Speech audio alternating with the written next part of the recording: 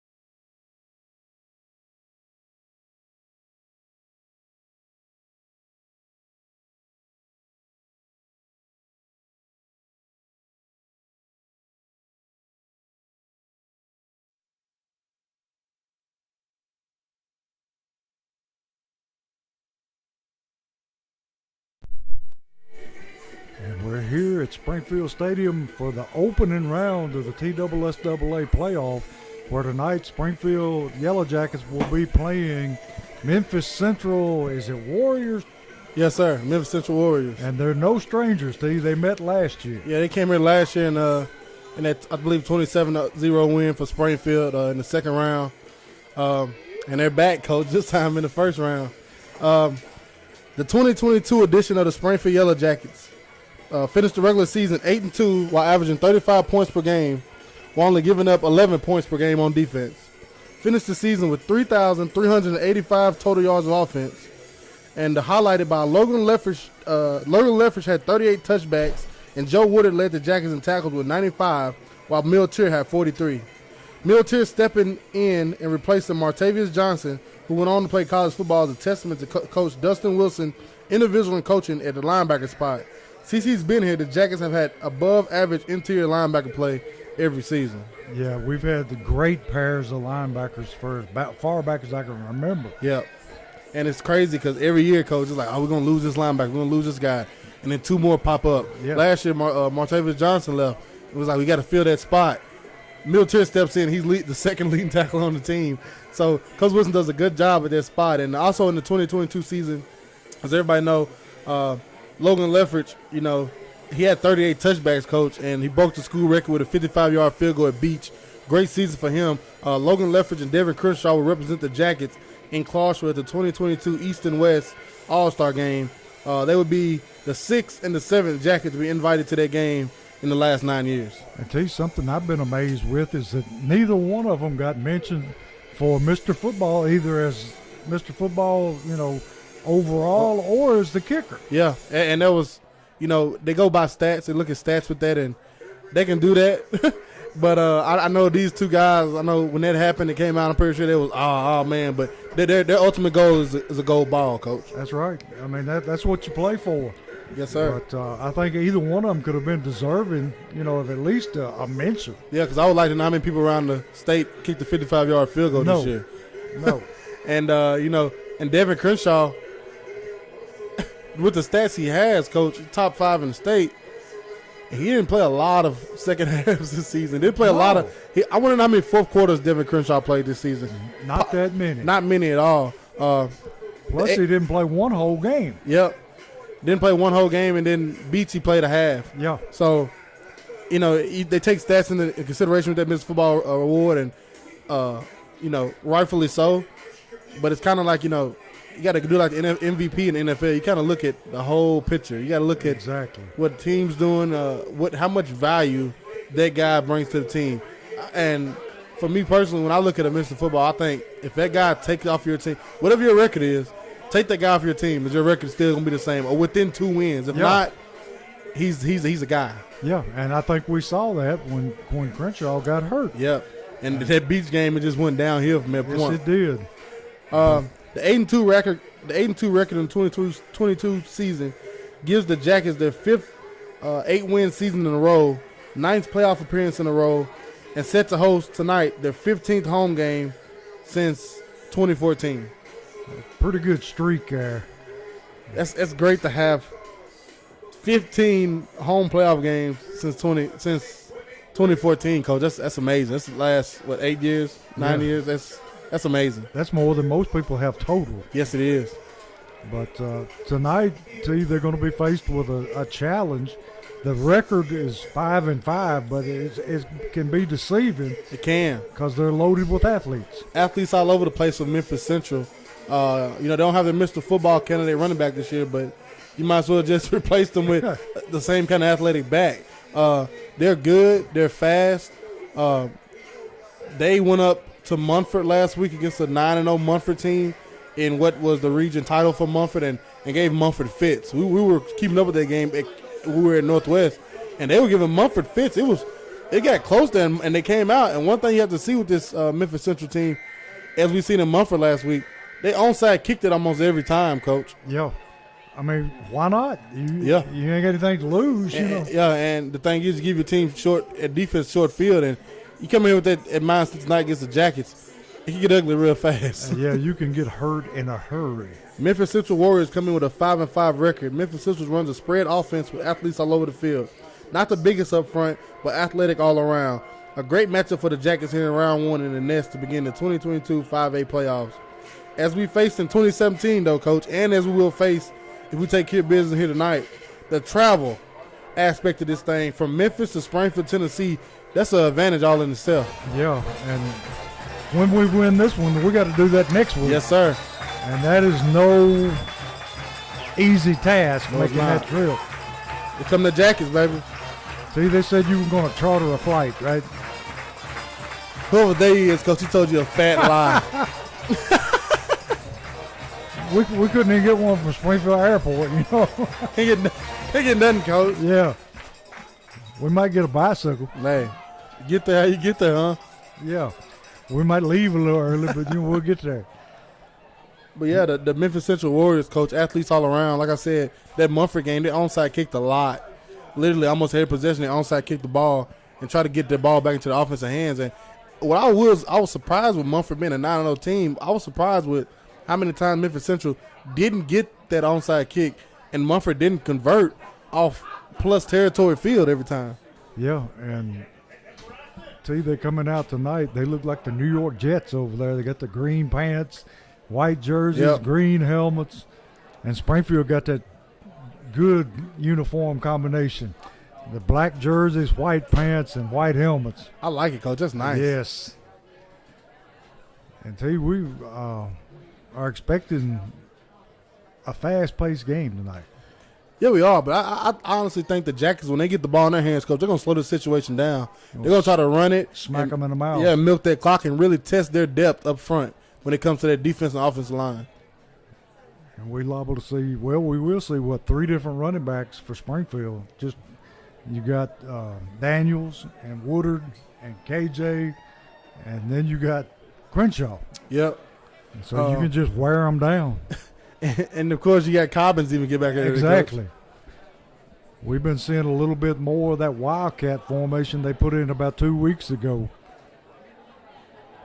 And both teams meeting in the center of the field for the coin toss. And for the Jackets, as always, captains senior Dayron Grundy and senior Devin Crenshaw. I'm waiting on the coin toss here.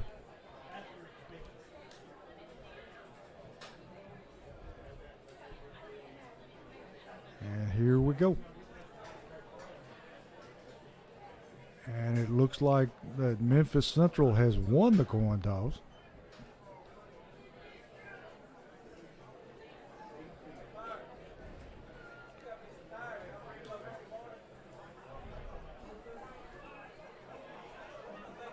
And T, they didn't tell us what they're going to do. They're just going to do it, huh? They're just going to do it. Oh, we're receiving. I see Crenshaw gesturing it. Yeah. So Memphis Central choosing to go on defense first. And I don't know if that's a good thing or not, T. I mean, I always like it, Coach, because you get that ball first coming out of half. No, I'm talking about for them. I know, but I like it, though. Yeah. Because, you know, no telling, how this opening half goes. Regardless how it goes, you come out and get your hit in the mouth, you come out and be up. No matter what, you get that ball back to start the second half and get a fresh slate. So Springfield going to be receiving here.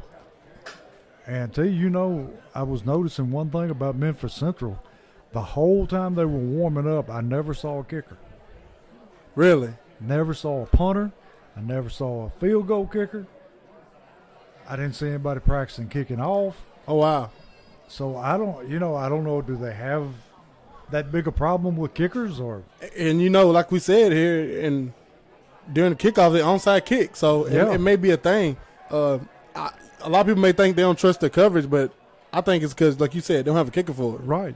Sometimes you just don't have one. That's how it goes sometimes. And here for the Jackets tonight, Coach, the keys to the game, you got to get out the gate fast. And that's good. We're getting the ball first. So you get the ball and Devin Crenshaw and these weapons. I don't feel like naming all of them. You got a plethora of them. You get the ball in these weapons' hands and let them get going, let them get their legs stretched out early here in the game. And the second one, creating turnovers. It can be 3 and outs or it can be just straight turnover in the ball for it, but we need it, and we need it bad.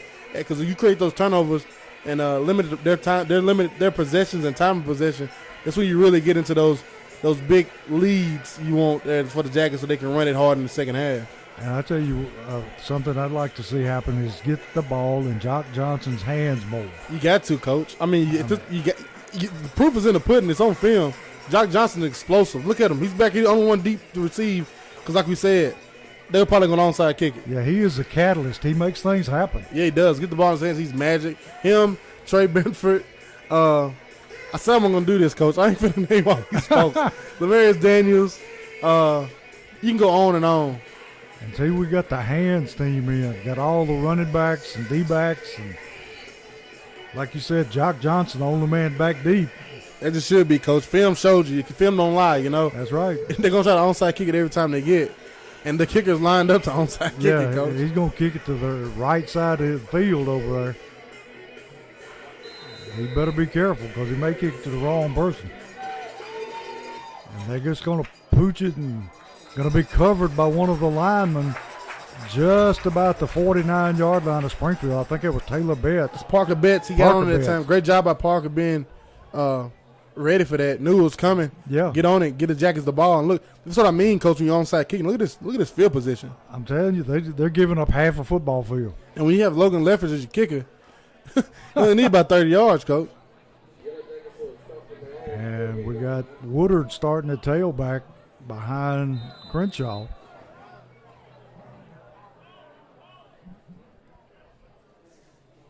Put a man in motion. Gonna hand it to Woodard up the middle. Not much running room there. May have got a yard and a half. Gonna be second down and about 9.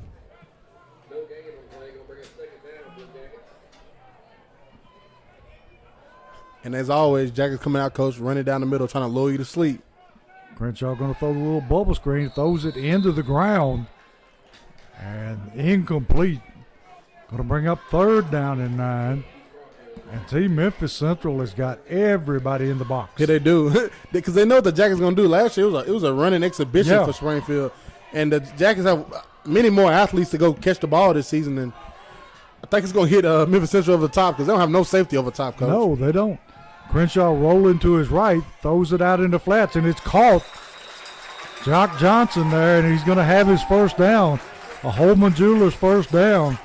Jock very aware where the sticks were that time, T, and he just goes down and scoops it up for the first down. And that was one of my pet peeves a few weeks ago, Coach, about them not running their routes to the sticks. And yes. lo and behold, come out and get it right. That's lovely. So it's going to be 1st and 10 Springfield. Crenshaw takes a snap, hands to Woodard around the end. Woodard got running room, going to take it down, and he's going to be close to another first down. We'll see where they mark him. But he had a lot of room there. He just ran out of room and was pinned up on the sideline. And it's going to be another Holman Jewelers first down for the Yellow Jackets. Love it, Coach. Rolling out the gate. That's exactly what we said. You want to get out the gate fast. And now they're bringing a fresh back. Now you got Daniels back there. Bringing in a little bit bigger back. Crenshaw takes a snap, and there is a flag on the play. And we got a false start on Springfield. One of the interior linemen jumped. Somebody can hold that water, Coach. Yeah, we just can't have those little mistakes. The atmosphere here tonight is dead. Yes, it is. With no visiting team over there, Coach. And our crowd, we got a big crowd, but they're not making any noise. No, they're not. And as they shouldn't with his offense. Hands off to Daniels. Daniels going to roll, and he may get back the 5 yards we lost on the penalty. I've been to funerals where there was more noise, T. Going to be 2nd and 11. 10-16 in the first quarter. And going with an empty backfield look for the Yellow Jackets.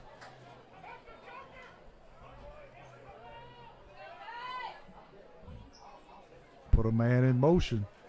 Going to run the jet sweep with Daniels. Daniels cuts it back inside, takes it down to about the 25-yard line. And it's going to bring up a 3rd down and about 5. Big 3rd down on this opening drive for the Jackets. We want to put some points on the scoreboard on this opening drive here. Got Benford and Johnson to one side, Woodard, and I can't make out the other one. Cobbins, I think. Yes, Cobbins out left wide. Crenshaw going to pull it down and run it. And He's going to be short, He's Coach. going to be a little short. Going to bring up 4th down and about a yard. No hesitation here. No. That's a long yard, Coach. Yes, it is. And that's one thing we didn't see last week. Crenshaw wouldn't run the football last week. I think they've taken the reins off and going to let him go. Yes, sir. And he's just going to tuck it and run it. And he picks up his 1st down and then some, cuts it back outside, and he scores for a Southside Drugs touchdown. And we forgot our forklift system's red zone. Yes, sir. But Crenshaw breaks through and puts the Yellow Jackets ahead 6-0 early. 8:43 in the first quarter. That was beautiful running by Crenshaw there. Kept in his feet, choppy little steps. Love it. Got Leftrick on to kick the extra point. Sanguinaire's the holder. And referee's got to talk something over. Of course they did. Sideline warning against Springfield. I don't know how you make that from the other side of the field. No penalty goes along with it, but still. It's the principality. Yes. Leftrick waiting for the snap. Snap good, and it's blocked. Memphis Central comes up the middle and blocks the kick, so it's going to remain 6-0, 8:43 in the first quarter.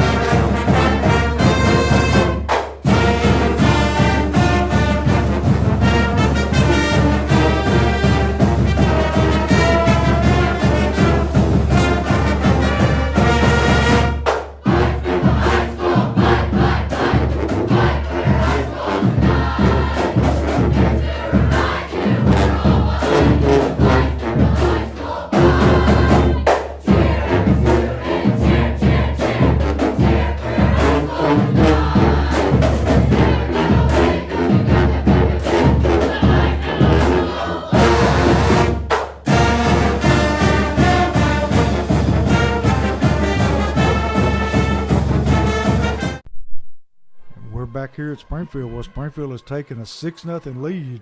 Leftrick kicks it away, and he kicks it down to about the 2-yard line.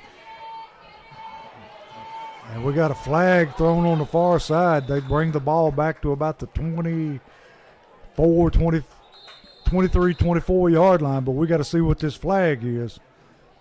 It was thrown on the very far sideline, so we'll just have to wait and see. And that ball carrier was shifty, Coach. Yeah, he shook himself. Ended up falling, didn't even get tackled. Did you catch the penalty? I did not. This is about like the coin toss. They're not going to tell us a whole lot.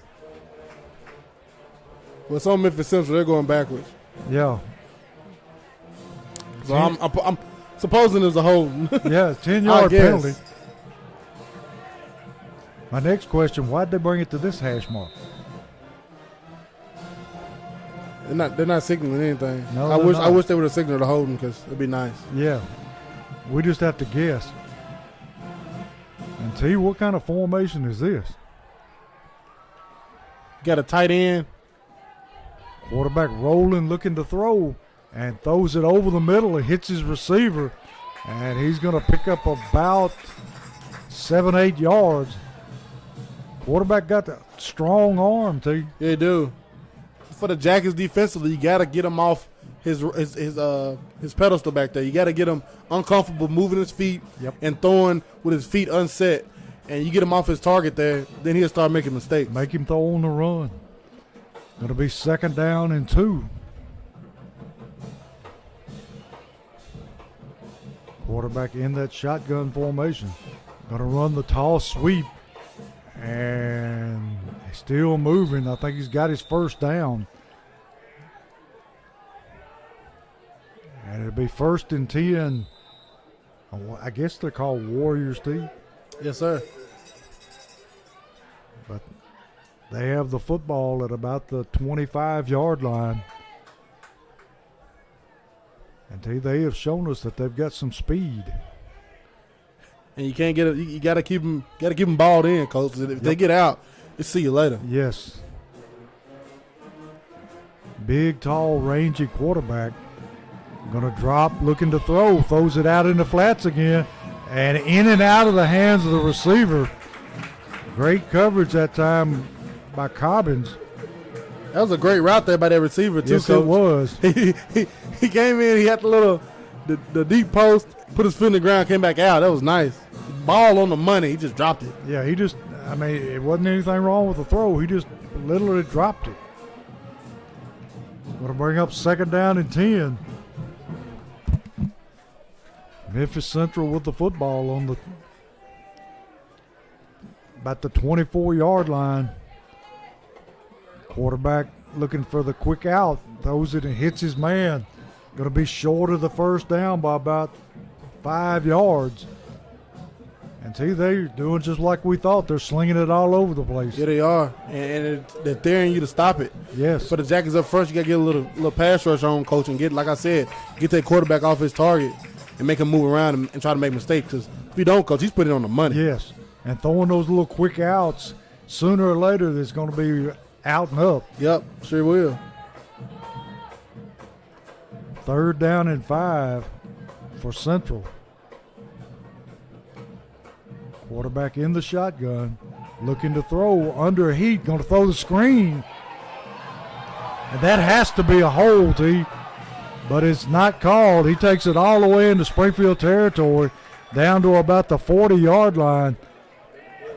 And I don't know how you missed that hold. He had a double handful of jersey. It was a screen all day, cause I seen it from up here. Yeah. I hope the Jackets didn't think they was pass rush Supremes all of a sudden. You got to recognize that screen and get back. Yeah. I mean, when you break free like that, the lights ought to go on. We haven't had many sacks by our D linemen this year, coach. No. Quarterback in an empty backfield. Got 3 receivers to one side, 2 to the other. Quarterback going to throw the pass over the middle, caught by the big tight end, number 7. And he's going to take it for another first down. He's a load, coach. That's a big man. See, he's got to go 210, 220, doesn't he? Every bit of it. Oh, they got some big guys, coach. He one pork chop shy of 230, I imagine. Be 1st and 10 from the Springfield 30-yard line.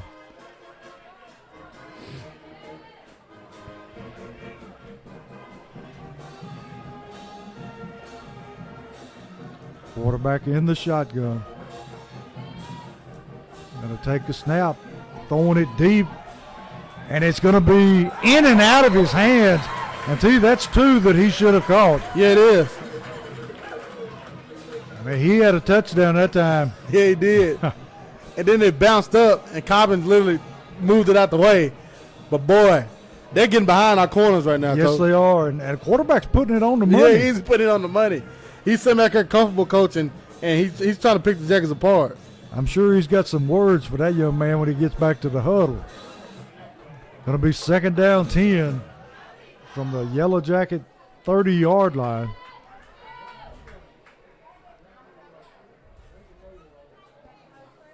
Quarterback going to run the tall sweep to the tailback. Makes one man miss, but not the other. Joe Woodard out there to make the tackle.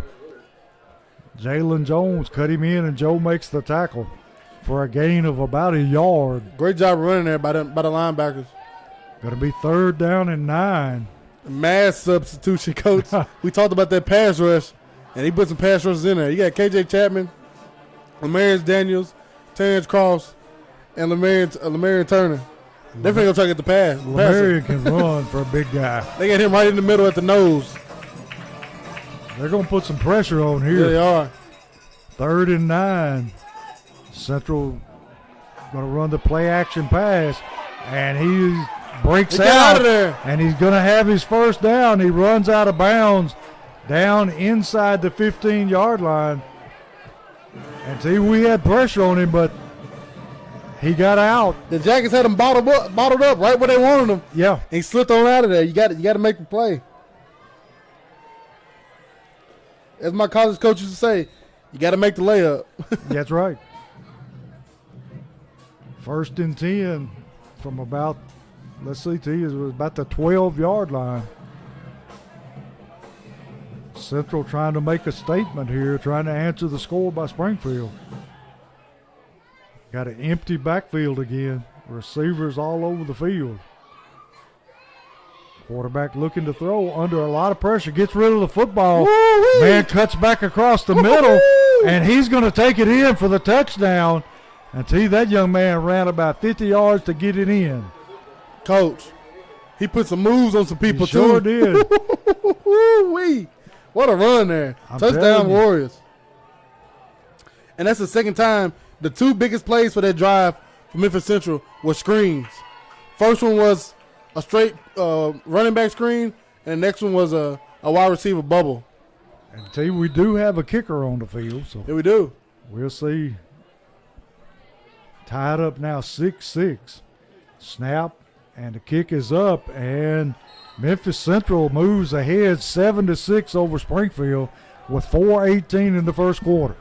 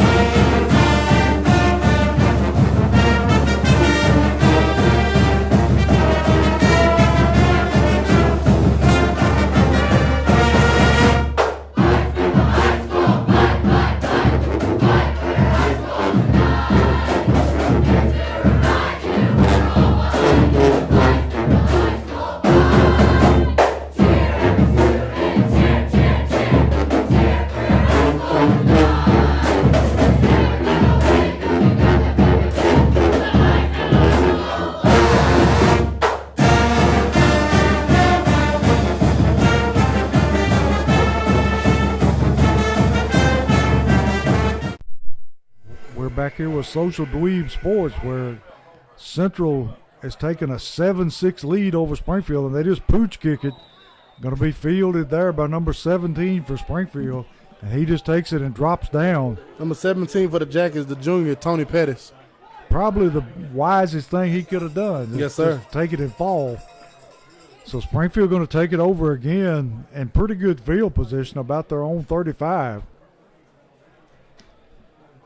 And last time we just moved it down the field pretty well. We had to overcome a penalty or two, but You need to do the same thing. You need a methodical drive, chewing some of that clock. left Crenshaw going to hand off to Benford. Benford going to be corralled right there at the line of scrimmage. Maybe a gain of 1.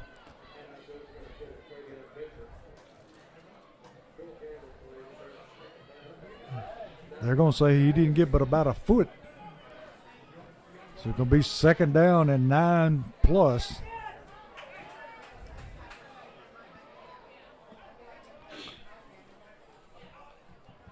And no safety in the middle of the field. Still no at safety all. over top. Crenshaw looking at it too. Throws it over the middle to Jock Johnson. And the defensive back made a great play on it. Yeah, and if you're the Jackets coach, you got to go your bread and butter. You got to try to run the football. That's right. Don't let them take away what you're successful at. But it's going to bring up 3rd down and about 9.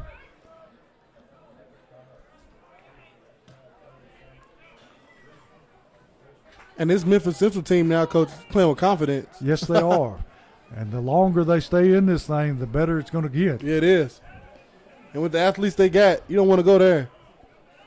Crenshaw ready to take a snap. Memphis showing blitz. They back out of it. Going to throw the bubble screen out there to Cobbins. Cobbins going to be dropped for a loss. And their defense is just swarming. They're swarming all over the place, making plays. They are definitely quick. Here they are. So Springfield going to have to punt it away. And tell you that young man back there that's going to return the kick can move. Yeah, number 3. I got to get a roster from over here. Number 3 for Memphis Central. It's a playmaker, coach. Yes, he is. Get the ball in his hand. He's a playmaker. Leftrick on to kick it away. High end over end kick. Going to hit and take a Springfield bounce all the way down to just outside the 20-yard line, about the 21. And Memphis Central going to take it over. And tell you, their defense looked very good on that series. Yeah, they did. They was flying around, coach, with reckless abandon. It looked like the Jackets defense that I know. Yes. They were flying around up front. They were standing guys up. And for the Jackets, you didn't run the ball. You don't have a jet sweep as a run. So it plays right into Memphis Central's hands because they got the guys. They got 3 linebackers, and the should-be safety is down in the slot. So they're daring the Jackets to throw the ball. Yeah. But the Jackets, all their throws are lateral. Yeah, they're going to try to make Springfield beat them through the air. Yeah, and if Springfield's going to try to beat them through there, you got to go vertical, not lateral. Yeah. Central with the football at about the 20-yard line. Quarterback looking to throw. Throws it downfield, hits his receiver in stride, and they take it out to about the 49-yard line. And tell you, this young man can throw the football. Yeah, he can, and he got guys who's going to get it, coach. And, I mean, they're getting behind our defense right now. Yeah, they are. We hadn't seen that all year. Big chunk right there. Pick up of about 30 yards. Yes, sir. Going to bring up 1st and 10 from the football touching the 50-yard line. Quarterback in the shotgun. Got receivers all over the place. Going to hand to the tailback this time. Got running room. Cuts it back outside. Then cuts it back to the middle. And he's going to be close to another 1st down. And tell you, that's the number 3 we were telling you about. Coach, this old line from Memphis Central is coming out the football. They're not big, but they're quick. They're coming out the football, and I've seen a few Jackets on the ground. They're not playing around. Going to be 2nd down at about 2 from the Yellow Jacket 42-yard line.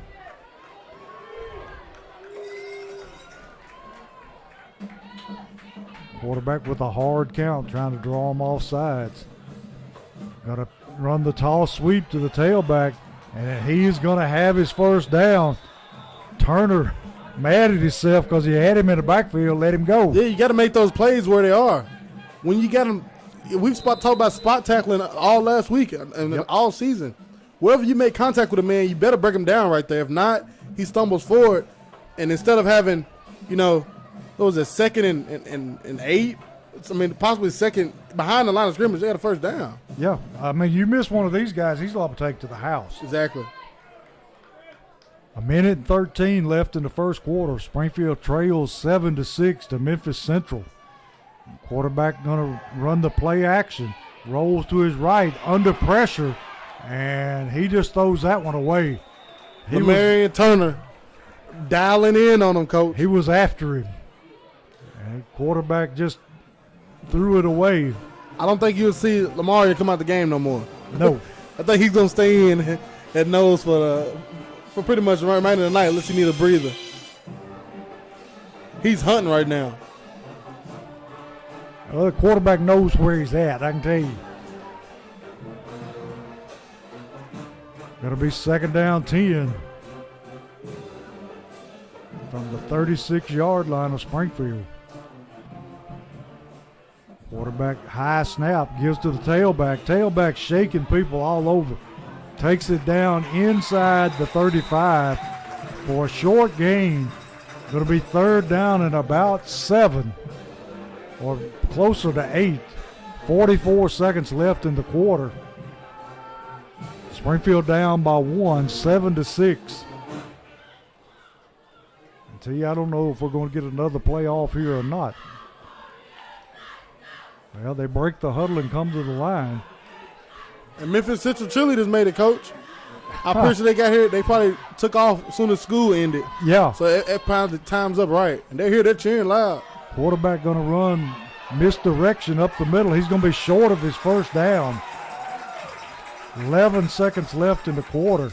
So we'll start the second quarter with a 4th down. It's going to be 4th down at about 7.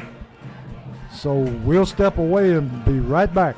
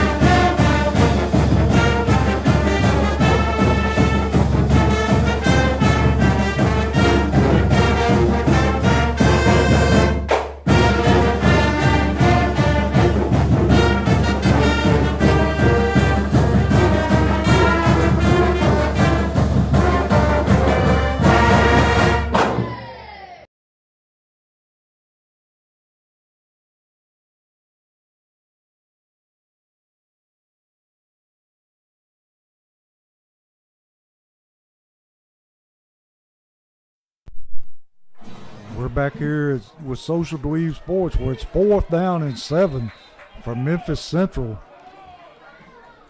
Big play early in the second quarter. Quarterback looking to throw. And going to be intercepted by Jones.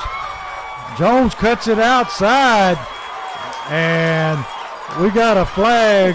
And I don't think that was holding. He was pushing him with a wheel, Coach. Yes, he was. Ooh, I don't know about that one.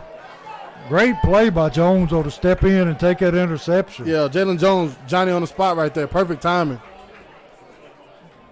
So it'll be marked off, but it will be Yellow Jacket football. Yeah, it will. And Jalen Jones will still get that turnover ball. Is it out there? Did they bring the turnover ball tonight, Coach? I don't even see it. I think they may have wore it out, T. So they're going to mark it off.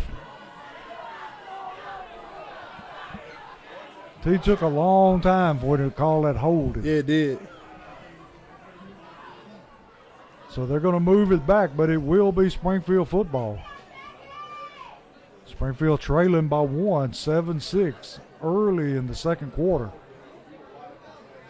So Springfield will have the ball at about their own 43-yard line. Got Chapman and Woodard in the backfield. And that wasn't a hold at all, Coach. No, it wasn't. Crenshaw looking to throw. Going to throw it down the sideline. Caught by Benford. Benford breaking the tackle. Takes it down to the 11. Great throw and catch. I didn't think he was in the room on the sideline. I didn't either. I saw Cobbins in the middle on the deep post. Yeah. That ain't what he wanted. He wanted that wheel route. Well, he got it because he laid it right about the only place he could have. So it's going to be a Holman Jewelers first down, Forklift Systems red zone. And now you're going to hand off to Woodard. Woodard maybe a yard at best. Takes it down to about the 10-yard line.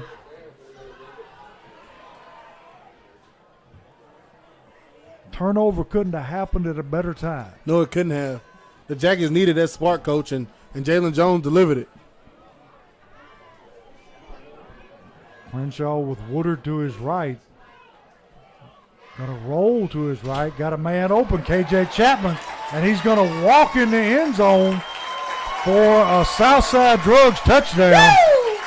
And KJ likes that play. Yeah, he does. And every time he has it, Coach, he has the opportunity to run through the side of the pylon right there and just walk in. He puts his head down and go find somebody every time, Coach. I think KJ likes the contact. And left it on for the extra point.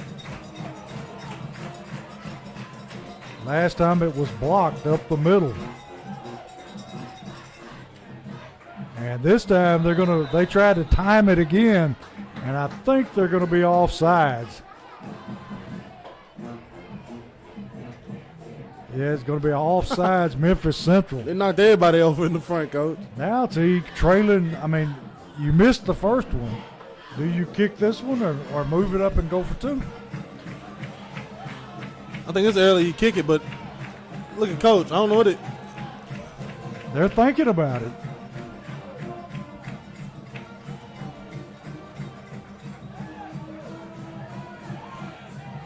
Okay, do we have a timeout? No. They are going to go for it. Yeah, you move it half the distance to the goal, so you got 1.5 yards to go for 2 points. And I don't think that's going to be a whole lot of trouble. Got Chapman and Woodard in the game at running back. Cobbin split to the right.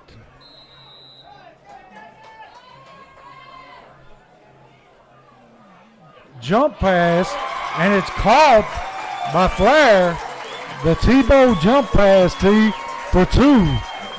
Best person to throw it up to, Coach. That's right. 6'4"? Yes, sir. So they go for 2 and they get it. So Springfield up by 7 now, 14-7, 10:53 in the half.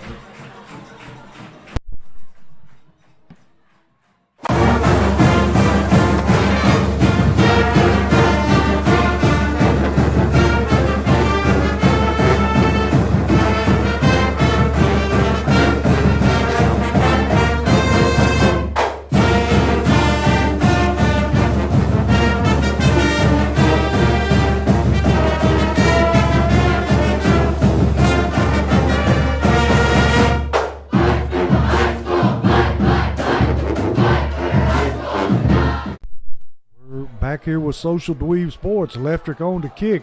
Low knuckleball. Going to be fielded by number 7 for Memphis Central. Cuts it up the sideline and runs out of bounds at his own 40-yard line. Chased out by Jones. And number 3 is so quick, Coach. So quick. I'm telling you, he can run. He reminds me of Jock Johnson. Yeah. In a smaller frame. Yeah. He's lightning in the bottle. You got to know where he's at and keep him bottled up. Yes, sir. And as always, we'd like to thank our great sponsors. I want to our anonymous sponsor for broadcasting this playoff game, and we're blessed for it, Yes. A lot of people wondering if we were going to be on the air tonight. Thankful for them, from them, that we are. And we got a stoppage of play here. Did Springfield not call a timeout? No, coach went to the ref because somebody's flying a drone. Yeah, I don't know. And he wants it out the air. It's been hovering right over the field the entire game. Yeah, I mean, a punt could hit that thing. Or even a pass. I don't know where it's going. It's been hovering, and they don't want to pull it down because they don't want to know it's them, but it's been hovering over the game, literally going with each play. Yeah. So whoever it is, they can film. They're bringing it down in the parking lot. So whoever it was just pulled it down in the parking lot. Whoever it is, they can film the game. Yeah. They can have the film of what's going on, And, exactly. And Coach Wilson doesn't want that. Whoever wins this game doesn't want that. Right.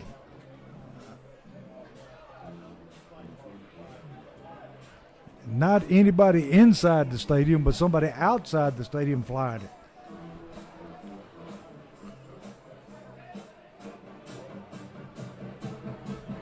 But I'm not sure if it's somebody from Memphis Central, Yeah. We can't tell, because of the fence. Because sometimes, teams film Yes. with those things.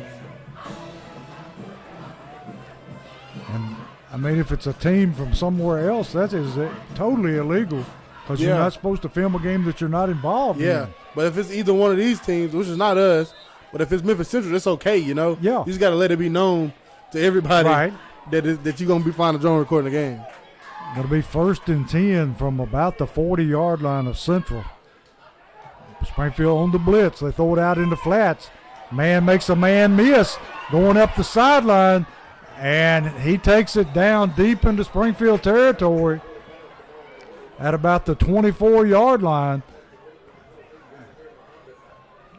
The Jackets gonna learn about wrapping up tonight, Coach. Yeah, they better, because these guys are very fast, and the receivers have got a lot of talent. Yeah, they do. Get the ball in anybody in White's hands and let them work. Because if you miss that tackle, they're off to the races. It'll be 1st and 10 from about the 24-yard line of Springfield.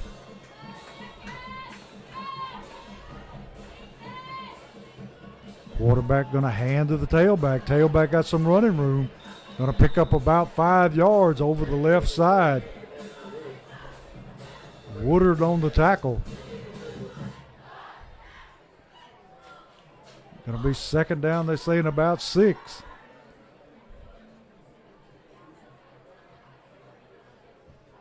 See, this Central team, no slouch. No, they're not. They're giving Springfield all they want, Coach. Yes, they are. Quarterback takes the snap. Springfield on the blitz again. Going to throw it deep to the end zone, and it's going to be in and out of the hands. Let's see who that is. That was Kamari and Flair, I think. That's Cromwell. Cromwell. He had it, and the receiver knocked it out of his hands. The receiver played defensive back and knocked it out. And there goes your drone again. So it got to be from Memphis Central then. Has to be.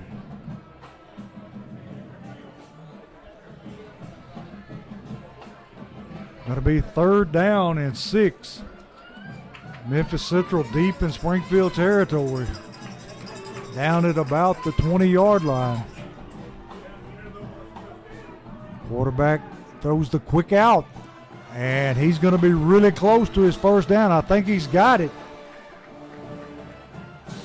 Depends on where the referee spots it. But it's going to be a 1st down for Central. See, this quarterback may be one of the better passers we've seen this year. He's throwing everything on a dart. And he's getting the ball perfect placement, Coach. And he's getting rid of it quick. Yeah, he is. Because he's not a very big guy. So no, he's not. He's not going to hold on to that football. Yeah. And if you're the Jackets and you thinking about, advancing on the next week, Mumford's quarterback is a Mr. Football candidate. Quarterback takes the snap, run into play action.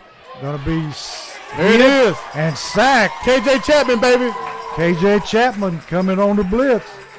And he sacks him for a loss of about, what is that, T? About 10, 11 yards? Yeah, he's so back in the gun here. He's already in the shotgun. You usually see quarterbacks in the gun take, a 1 or 2 step drop. He's still taking 3 or 4 step drops from the gun. So it's going to be 2nd down and 17. Ball sitting on the 19-yard line. 9 minutes, 12 seconds left in the half. Springfield up 14-7. 2nd down, 17. Quarterback takes the snap, looking to throw again, going to throw the screen, and he's going to cut it back across the field.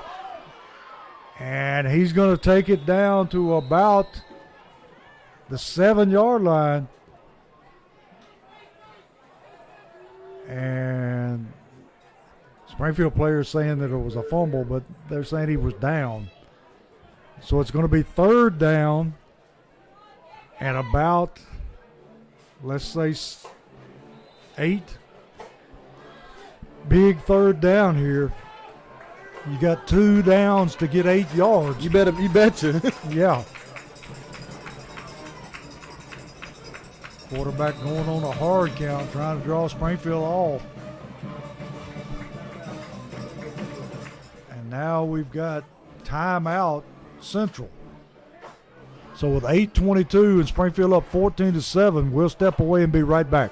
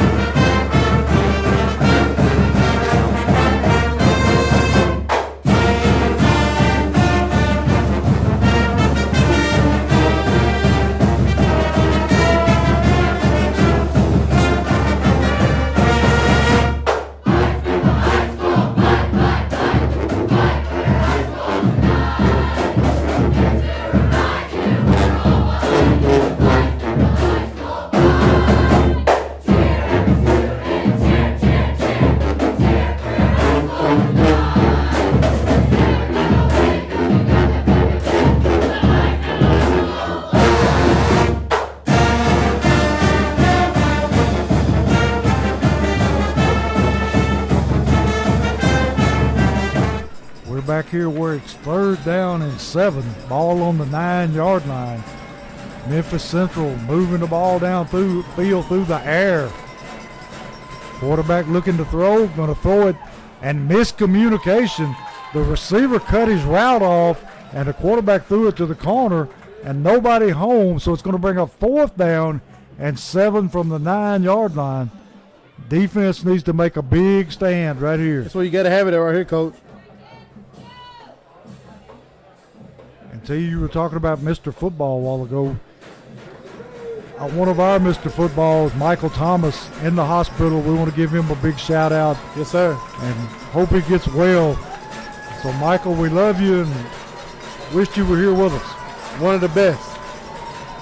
Quarterback rolls under pressure. Going to be intercepted. And that's that's Jock Johnson. Got him another one. I wouldn't throw it Jock's way at this point. I mean, that's what, 3 or 4 interceptions in the last 2 games. Yes, it is.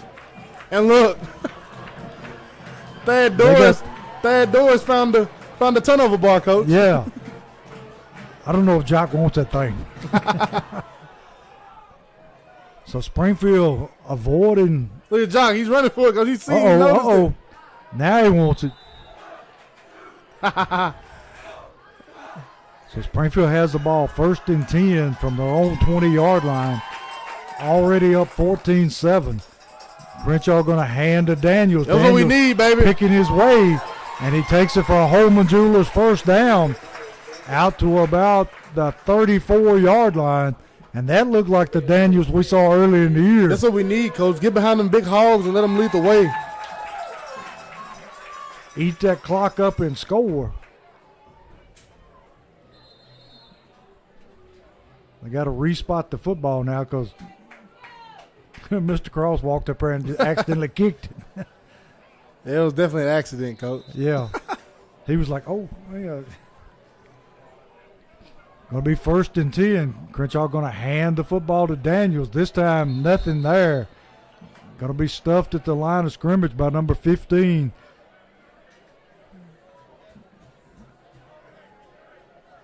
Man wanting to take his helmet off, T, so everybody can see who he is. He going to play basketball, Coach. Yeah. 7:26 left in the half. Springfield up by 7, 14-7. 2nd down, 10. Crenshaw looking to throw. Got time rolling. Going to flip it out into flats.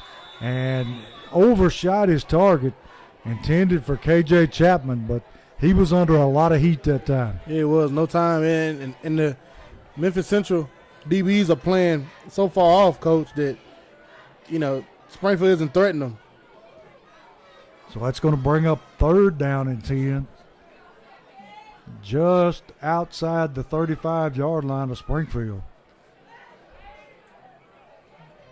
Got Woodard in the backfield, and we've got a timeout, Memphis Central. And T, this team playing Springfield tough. Yeah, they are. Memphis Central Warriors coming in with a 5-5 record, but it's very deceiving, Coach. They lost to some good programs, and, one of them being Mumford last week. They gave Mumford all they want. Mumford is 10-0 tonight, and they're region champs sitting at home. And Memphis Central won that last week, and they fought them. It ended up being a 40-something, 20-something game, but it was back and forth there in the first, 3 quarters until, Mumford pulled away at the very end. Yeah, the score was kind of deceiving. Yeah, it was. And I'm going to go ahead and I'm going to find you that score here. Okay. Matter of fact, and actually find you some scores for the night. I know a lot of playoff football going on around here. A few county teams, playing some college football. I mean, not college football. Playing some playoff football tonight. We got East Robertson and Greenbrier, right? Yes, sir. And I think, is Joe Burns in the playoffs? I think Joe Burns is in the playoffs, Coach. I think they may be. They are, and they're traveling somewhere. If they do, there probably won't be a score.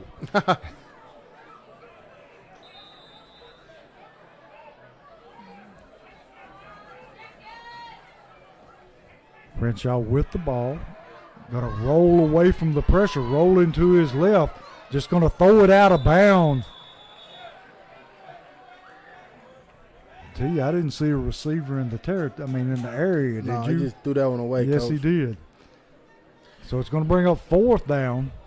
and Leftrick on to kick it away. And anytime you kick the ball away to number 3, you had better get down there and cover it. It's dangerous, Coach. He's a dangerous guy. If I was Leftrick, I'd tell him high and hard as you can. That's right.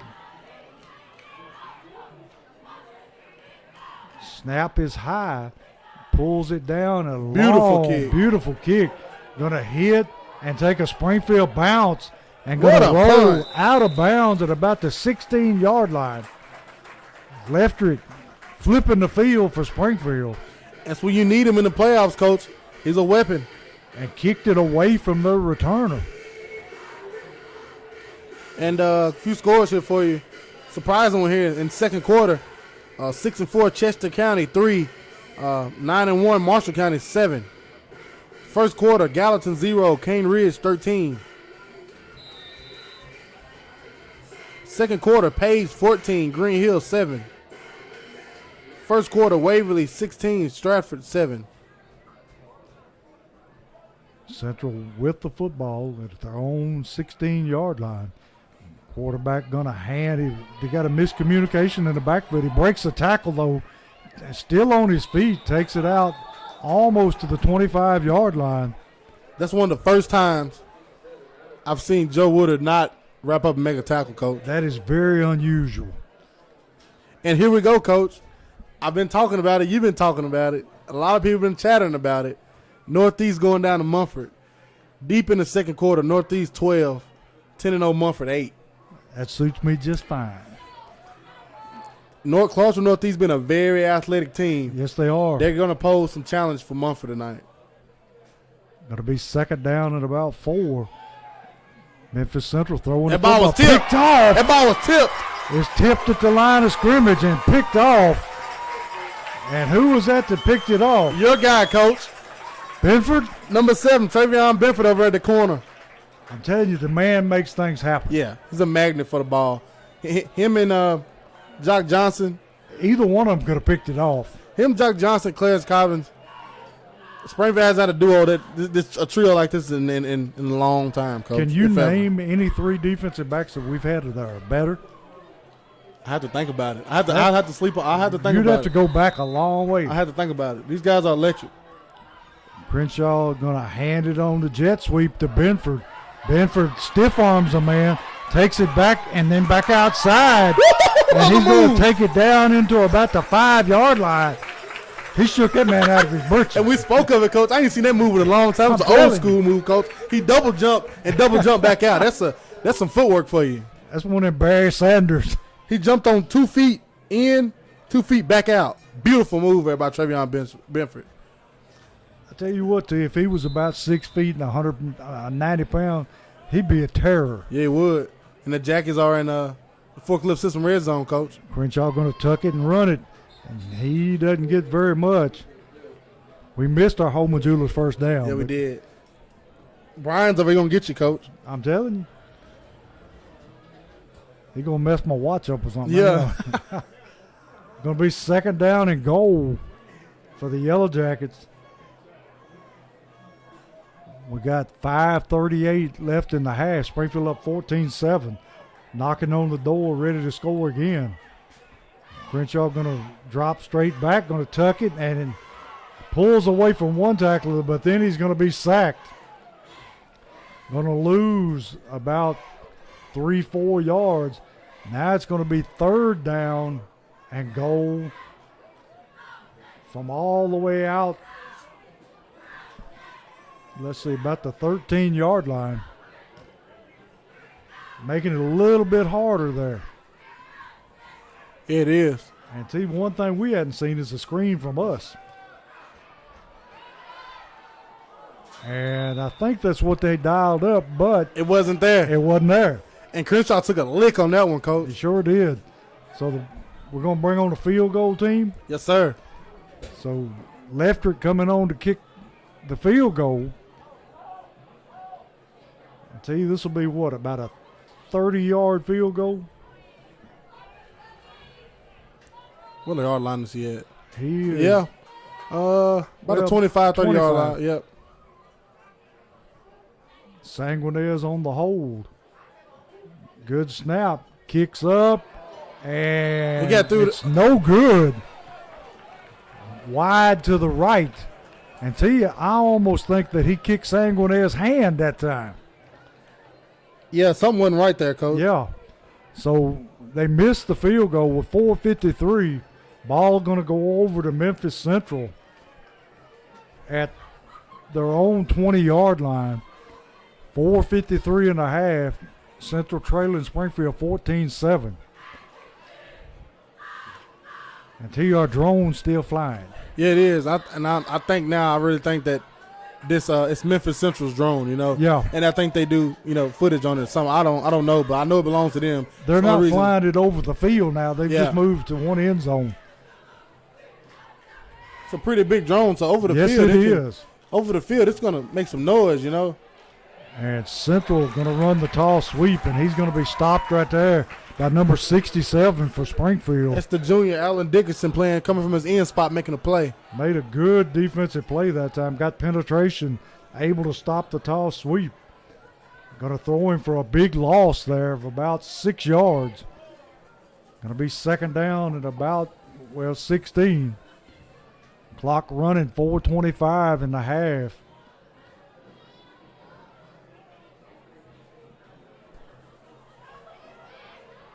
Quarterback going to hand to the tailback. He's going to be blasted. I got to see who come off bottom at power, Coach. That's number 10, I think. Get number and 10. 67. Yeah, 10, Max Baldwin, 44, Taylor Miltier, and you have 67 again, Alan Dickinson. He didn't have anywhere to go. No, he didn't. Now the Jackies run in the speed rush team again, Coach, here on 3rd and 17. If you hold them here, you can go after that punt. Yeah, you can. Because you know the mechanics for it is real slow. Yes, it is. If I'm the Jackets coach, you got to get a game up front right now with these pass rushers. Run some kind of stunt. Yes, sir. And it got KJ Chapman up front, T. And they did run a stunt, Coach. You got a handoff to the tailback, making people miss, but not when he gets to Terrence Cross. Terrence Cross missed him originally, Coach. Stayed on his horse and came and got him. Came back and got him. So it's going to be 4th and long. They're going to be punting it away from their own 15-yard line. And see, we got 2 burners back to return it. Yeah, we do. Trey Benford and Jock Johnson. I love to see the ball, either one of their hands, Coach. Yes, sir. Low line drive kick.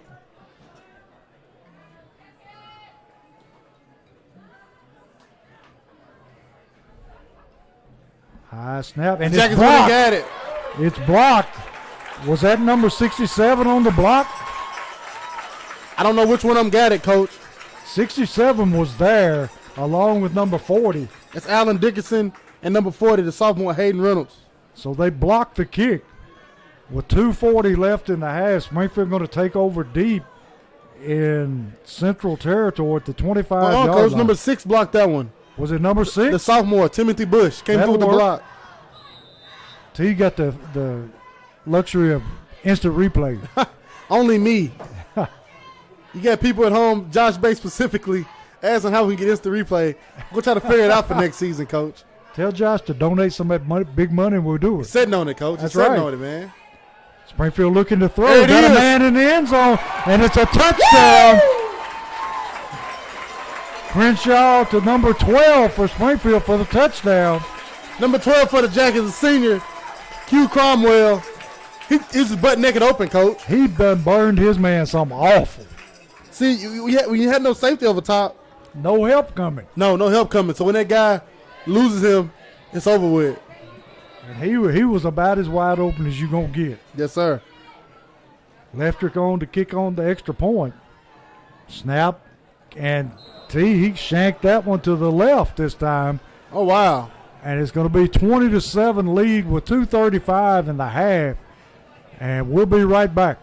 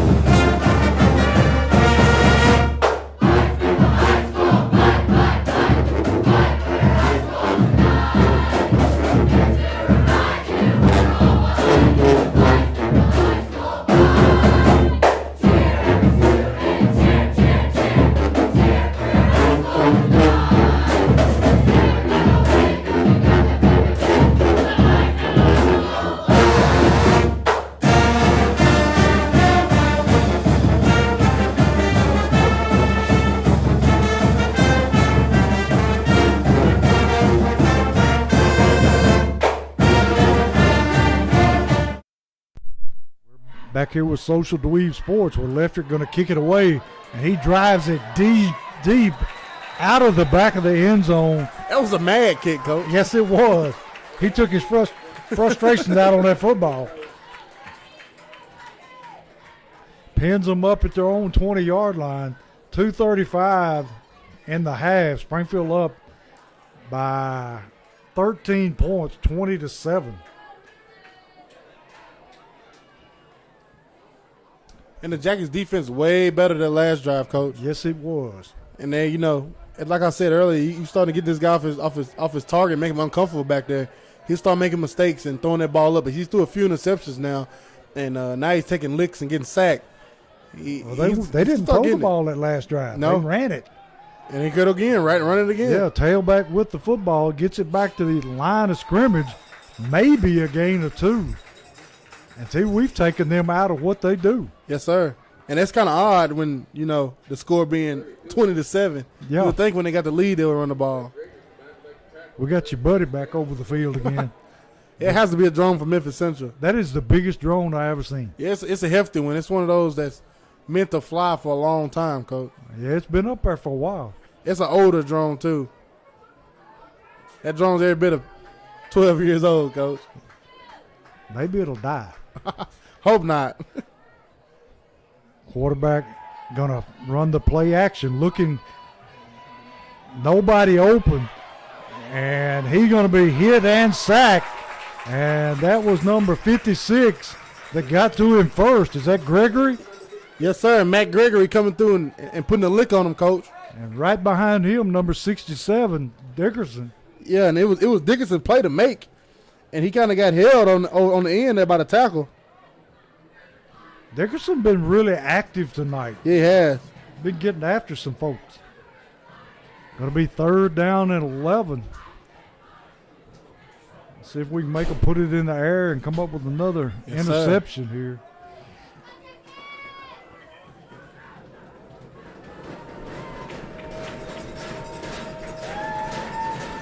Quarterback dropping back under pressure, going to try to throw the screen. Ooh. And it's in. Ooh!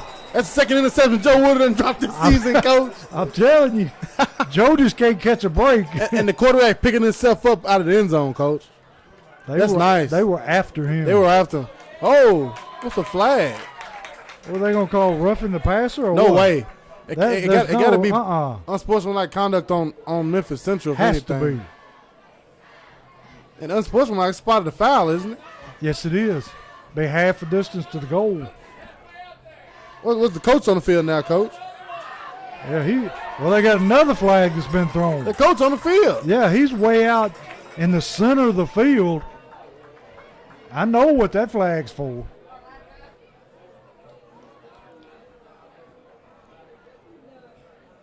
Now they tell him to get off field.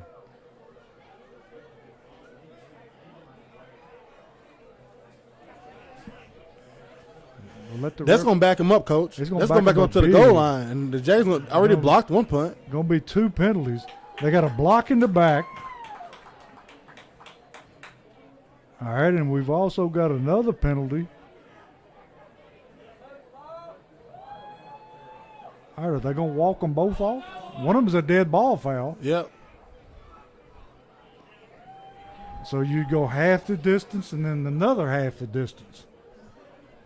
And the quarterback, Coach, I told you he picked himself up out the end zone, and he said something to the official, and then he ran out the field, Coach. He's the punter. You're I right. think he's a little dizzy. He seemed a little dizzy when he picked himself up out the end zone. May have popped the back of his head on the ground. Because he tried to backpedal after he got pushed and fell, and like you said, that head hit the back of the ground. And he didn't seem right. Then he walked over to the official, said something, and then jogged off the field. Yeah. And you're the punter. You know not to jog off the field. You got to kick the ball. So they move them back. And now they're going to move them back again. So they're going to have the football at the 5-yard line. In just a second, we're going to get Mr. Lawson to explain this.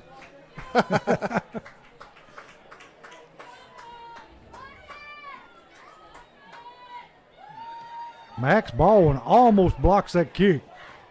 And Benford does a smart thing and gets away from it. and they're gonna down it with 48 seconds. And you could almost get within field goal range on one pass. Yeah, you can, but how much is Coach Wilson trusting Lefter Yeah. right now with one missed field goal and one missed extra point? But you got down here, you got your kicker coach talking to him, Coach. Yeah. Coach Hollingsworth. He's over there putting some encouragement in his ear, and we know Logan, and he's ready to kick it in any Yeah. moment. But I see he's practicing with singing to his coach about it. I guess it's holding something, possibly something with the hold. Crenshaw, I thought he hit his hand the time before. Crenshaw with the throw, and he is able to hook up there at about the 40-yard line. Going to be just a little short of the first down. Second down at about 1. 48 seconds, and then we got a timeout.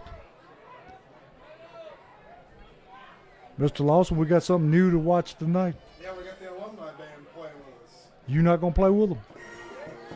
Oh, come on, man. You play all day. Do what? Well, come here so people can hear you. We got the alumni band playing with us tonight. Some pep tunes on the field, including the fight song and a few others. So y'all changing up stuff, right? And Mr. Lawson, right now, Northeast is beating Mumford. So we may be playing Northeast here next week if that score holds up, which I am praying that score holds up because I don't want to drive to Mumford. T, Coach. we're trying to get T to like schedule a flight. Coach keeps saying schedule a flight. If we have to go to Mumford, Coach, it'd be nice if we can get donations together to get the whole crew down there, We might be able to get a Volkswagen van, so we can get everybody down there, the camera guys on the sideline and all. We want everybody there. We'll just hook up and ride the band bus, man. Yeah, hey, let us with the band. Crenshaw in the shotgun, looking to throw, throwing deep down, and he's got a man open, and Cobbins with the catch and the touchdown. Talking about a field goal. Beautiful. What we've been talking about, T, nobody in the middle of the field. Not at all. And when he hit that seam, there was nobody around. You can't play with no safety over No. top, Coach. It just doesn't happen. That's not how you play defense. You can't play defense that way. It's like having a gun to your head. You never know when it's going to go off. No. But now the score 26-7. Yellow Jackets. Leftrick on to kick again. And this time he puts it dead center to make the score 27-7 with 41 seconds left. And T, talking about the band has done an excellent job this year. Both volume and, their sound is great. And it's different from last. What have y'all done different? You got more tubas this time or what? It's got like a deep, rich sound to it. I think the kids are listening better. Listening better? Okay. All I know is it sounds good, and I'm not a musician. I can play checkers, and that's about it. But you can sing, Coach. You can sing. I can sing. Hey, Hey, believe it or not, I lead singing at church. Oh, Lord. I'm going to come to service one Sunday, Hey. Coach. I'll bring you on down there, man. Only one thing if I'm coming. Food. You got to feed me after, Coach. Hey, you got it. I'll take you to the Bell School cafeteria. Oh, yeah. You talking about that fish on Fridays over Oh, there, Coach. man. I need to That make my stuff way. will melt in your mouth. I need to make my way up there. I could eat my weight in catfish, and that's a big catfish. Your brother ever join you up there? Oh, yeah. He comes up there. If you've never been to, you need to go. I need to get up there. It's on Fridays, right? Yeah. And they have homemade pies. Yeah. You tempted me a lot now, Coach. Buttermilk pies. got some sweet tea up there, chocolate too? pies. Do what? You got sweet tea to go with it? Oh, they got sweet tea. They got all kinds of stuff. I have to make my way up there. What's your favorite pie, T? Chest pie. They have chest pie, too. They're wrong. Every once in a while, they have chocolate chest pie. Too much. Hold on, Coach. Hey, I remember one time I was in Kansas, Coach. This woman made a pecan sweet potato pie. Oh, man. Sweet potato in the middle, pecans on top. Yeah, out of control. And Springfield going to call timeout here with 41 seconds left. That wind's picking up heavy out there, Coach. Yes, it is. That flag standing straight out. It's supposed to be rain and storms tomorrow. Isn't it? And I see that drone coming out the air.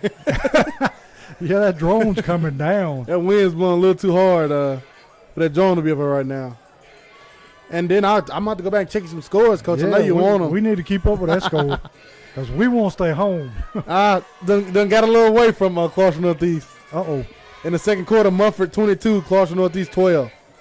Clarksville Northeast better get on it. We'll make him pay for the flight.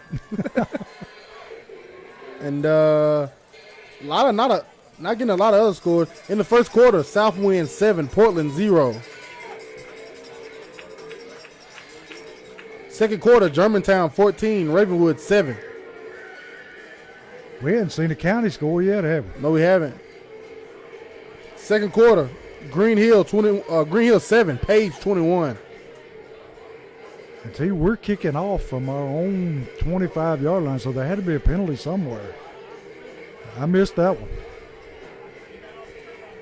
He probably just boom it, Coach, make him drop back to about the 5-yard line. And it'd be nice. Halftime, White House 3, East Nashville 6. Lefty going to kick it on the ground, and nobody wants to pick it up. Number 6 finally picks it up, and he cut down right there by number 45, Joe Woodard. Yes, sir. He took his feet out from under him. Halftime, Mount Juliet 28, Lincoln County 6. Halftime, Marshall County 21, Chester County 10. Halftime, Morris County 14, McEwen 14. Halftime in Clarksville High 14, John Overton 0. Second quarter, Beach 49, McGavick 0. That was expected. God, Coach, that's a little out of hand. Second quarter, East Robertson 21, Polk County 6. There you go. Miltier on the blitz and brought down. And guess who? Dickerson again, T. Yes, sir. Dickerson having a night right now, Coach. He sure is. He's all over the place. Halftime, Whitewell 24, Joe Burns 7. Jesus Louise, third quarter, Tyner Academy 41, Trousdale County 7.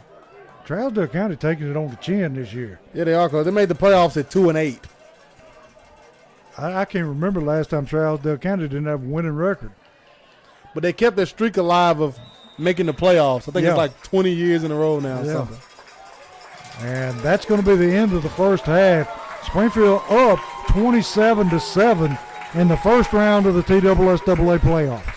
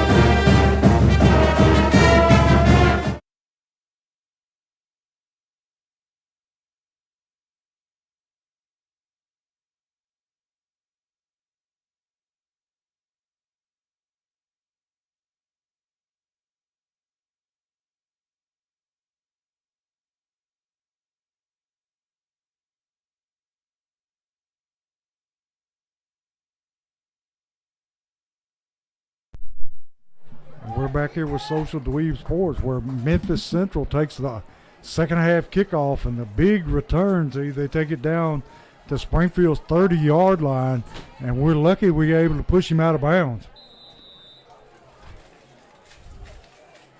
So Memphis Central 1st and 10 from the Springfield 30, trailing 27-7.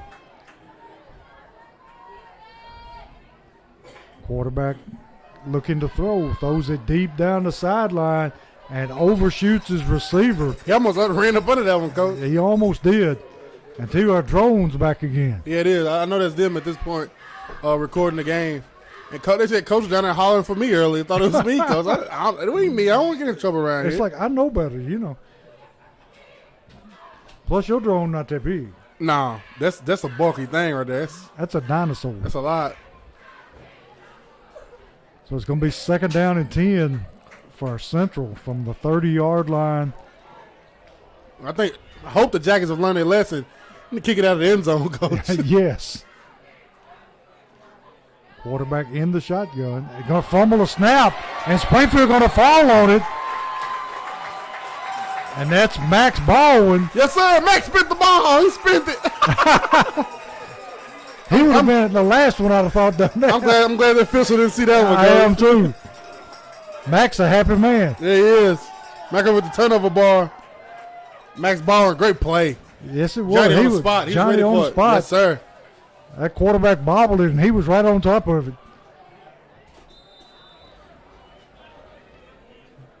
Springfield with a chance to go a long way toward putting this away. Going to hand to Woodard. Woodard able to work his way up the sideline. And he's going to pick up. It's going to be a 1st down, looks like. Or did they say he stepped out of bounds? Yeah, I don't say he stepped out of bounds, Stepped about out 2 of yards bounds. short. Nice run that time by Woodard. Yeah, it was. Nice hard downhill runner. Springfield on the move again. Crenshaw going to hand to Woodard. Woodard breaking tackles, throws the man forward, and Woodard picks up a huge chunk for a Holman Jewelers 1st down and gets the football inside Central territory, right at, just over the 50-yard line. And that's another Holman Jewelers 1st down. And at the end of the first half, Coach, we tried to show some fans at home. If you saw, we went back on the video. I'll tell you about this play here. Got a handoff to Daniels on the jet sweep. Daniels able to pick up about 5 yards. Memphis Central's starting quarterback and coach met the officials over here near the Springfield sideline before half, and 2 of the officials had to get the quarterback away from a couple of the other officials. Yeah, he was doing some jawing, I'm telling you. Yeah, it was, and I've never seen a player go out the official like that. He was after him, and I'm surprised they didn't kick him out this game. I am too. I was waiting for him to eject him. He didn't pick up as much as we thought. He got 3 yards instead of 5. Going to be 2nd down, 7. Crenshaw in the empty set. Going to put a man in motion. Going to hand to Benford. Benford cuts it up inside. Takes it down inside the 45 to about the 43.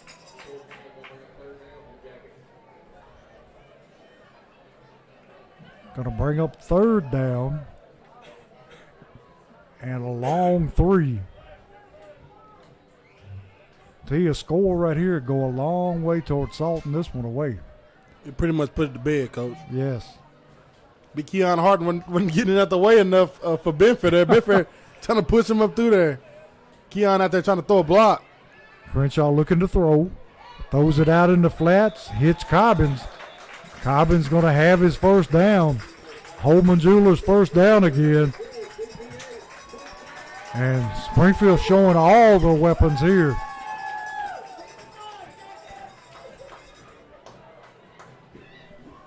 The Jackets try not to be, very exotic tonight, I know. Trying to be a little vanilla. If it sounds crazy to be vanilla in the playoffs, I know it does, but, barring, what you probably can do to this opponent, I think they came out pretty vanilla tonight and got what they got. Gonna hand it to Benford again. Benford got room to the outside, cuts it back to the middle, still on his feet, breaking tackles all the way down to about the 10-yard line. Got a flag over there, coach, out of nowhere. Oh. So we'll hold it right here. We thought it was going to be a Holman Jewelers first down and a Fort Lee system red zone, but it may be coming back. And it looks like it is. Got a block in the back, Springfield. At halftime in Lexington. Lexington 19, Greenbrier 6. Not looking good for Greenbrier. No, sir.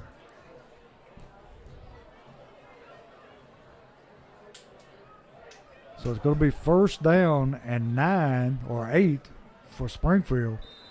Ball at about the 37-yard line of Central. And they're going to run Daniels again. Daniels got a big hole, and he's breaking tackles all the way down to about the 20-yard line. More flags, and coach. another flag. 2 flags. Do you think all that politicking they did at halftime is having an effect? I hope not. Sure is awful odd that all these flags all of a sudden start falling. And I don't see what that one was, coach. I didn't either. He flew through that hole. Nobody, it was everybody was facing everybody. Yeah. I didn't see a hole there. So now it's going to be first down at about 14. Getting some finals out of East Tennessee, out of 5A bracket. Knoxville Halls 15, Daniel Boone 37. That's the final. Sevier County 21, Morristown West 31. That's the final. Crenshaw ready for the snap. And we got a false start. That time Benford going in motion. He stopped and then went in motion again. And they throw the flag. A team everybody is predicting to come out of the West. West 56, David Crockett 7. That's the final. West now 11-0.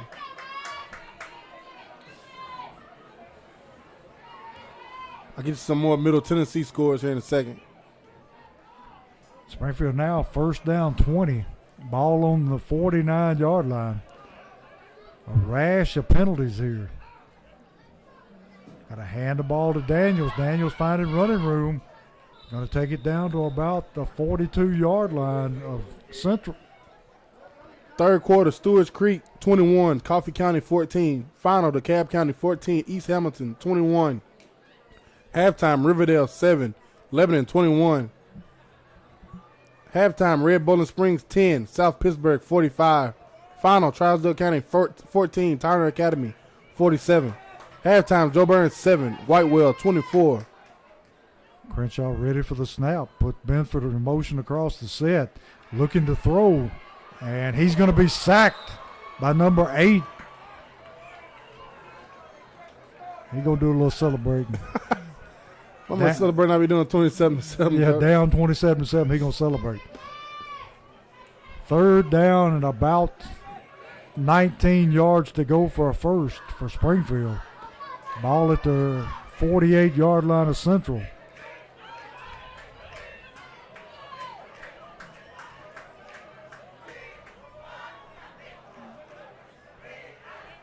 Central showing blitz. Putting Benford inside in motion. Going to throw the screen. And they were looking for Chapman, but just a little bit high, and Crenshaw takes a lick. They blew that one up.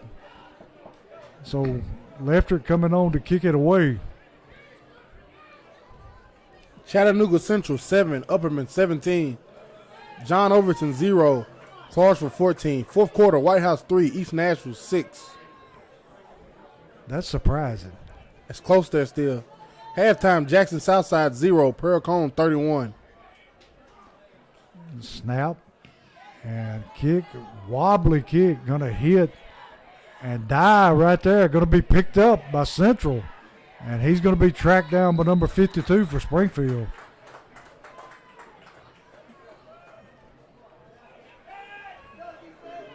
That may have been number 12, T. It was number 12. Isn't that Cromwell? Yes, sir. So Memphis Central going to take over the football at about the 23-yard line. Going to be 1st and 10, 6:52 left in the third quarter. They're trailing Springfield 27-7. Third quarter, Fairview 41, Maplewood 0. Going to run the draw. Man got That a speed. lot of room. This young man can flat move. Woo! And he cuts it up the sideline back to the middle and puts a move on somebody and finally tracked down by Max Baldwin, who catches him from behind, but not before he rumbles all the way down to about the 29-yard line. And see, I would love to see that man in black and gold. Coach, he adding plays to his highlight tonight. Yes. He's making people look silly. Somebody going to be embarrassed when they watch that film. He didn't be on somebody's college football field, Coach. He can flat out run and handle the football. And can cut on a dime. Yes, sir. Halftime, Creekwood 0, Hardin County 7. Quarterback in the shotgun. Quarterback going to throw the quick out. In and out of the hands of number 22. Going to bring up 2nd down and 10. Halftime, Hendersonville 3, Smyrna 21. Halftime, Stratford 14, Waverly 46. Third quarter, Dyer County 7, Henry County 49. Henry County heating up, Coach, playoff time. They're peaking at the right time. Central got the football. 2nd down 10 from the Springfield 29. Quarterback waiting on the snap. Springfield on the blitz. Milt here. And this young man, number 3, got the football again. And that time he trips himself up, but not before he gets the 1st down. If he didn't slip, that's another touchdown. Yes, it was.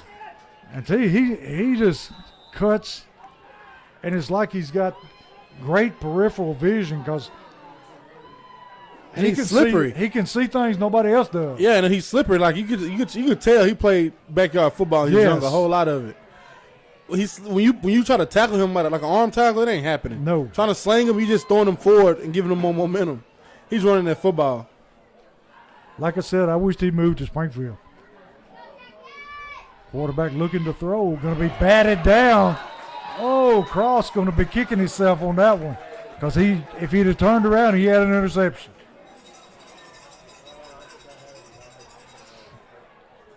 Second quarter still. It says Mumford 22, Closter Northeast 12, but hasn't been updated. And here we go, Coach. You asked for it. First trivia question of the night. Okay. When was the Jackets' first playoff victory? And if you can, let me know who was it against. Central with the football, 2nd down 10. Quarterback looking to throw. Obvious Going to screen. throw the screen. That time, Grundy had that one sniffed out. He stopped and waited for him to throw it and then makes the tackle. Great play there by the whole defensive line. He recognized that immediately. It'll be 3rd down at about 12. 5:25 in the third quarter. Again, first trivia question of the night. When was the Jackets' first playoff victory, and who was it against? And if you remember, the playoffs didn't start until the late 70s.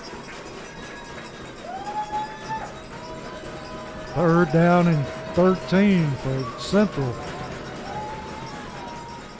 And a hand to the tailback and nothing there this time. I like the coach's plan of handing it to him, though, Coach. Yeah. Only thing is I would have tossed it to him out here to the wide side of the field and let him go to work. So now it's 4th down and 13, and you haven't got any choice but to go for it. Yeah, and you got to put it in the air here. And the Jackets have their speed rushers in again, and you expect they would dial something up here up front and try to go get it. And now on the left corner over there, Travion Benford's not in the corner on that side anymore. You have number 82, C.J. Cobbins. We got the Cobbins twins. And we got a timeout Central. They want to talk it over. So, T, if you're a Central's coach, what do you do in this situation? 4th down, 14. Another screen, or a bubble screen or a straight running back screen, because the Jackets have failed for it all night. You just got them all go. But like I said, you brought in your pass rush group in, so they know they're going to try to get the passer, and them beating somebody is not going to be more of alarming if Grundy beats somebody. You know, they're not going to put their foot in the ground and retrace. They're coming to get the passer, so a screen is easy right here, right now. And if I was them, I'd know where number 3 was. Yeah, and if I'm Memphis Central, number 3 is getting the ball. Yes, he is by far the best player they have. He may be the best player we've seen all season, Coach. Yes. He's a bad boy. Replacing number 10 for them last season, and he's doing a great job at it. I tell you what, I'd rather have this kid than I had number 10. He playing ball. He's very shifty, fast, quick, and he hasn't. One thing he hasn't done all night, he hasn't even almost put that ball on the ground. No. And he's not a small back either. No, he isn't. He's short, but he has a little size to him. So it's 4th down, and well, they say it's 14 now. Ball on the 20-yard line of Springfield.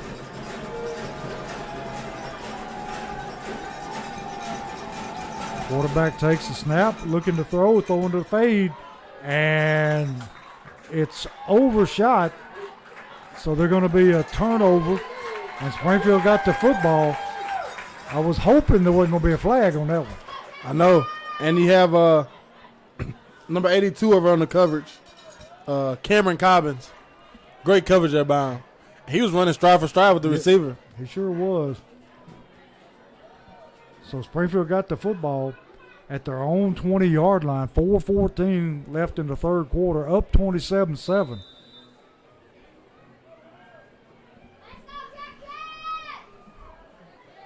Crenshaw going to hand off. And I don't know why Woodard cut back. He had an alley right here. Yeah. He cut right back into the I have no pursuit. idea what he was doing there. I bet he wished he could do that one over. Yeah, I don't know what he was thinking there. So no gain on the play. We got Benford and Johnson coming in at wideout. Cobbins on the other side.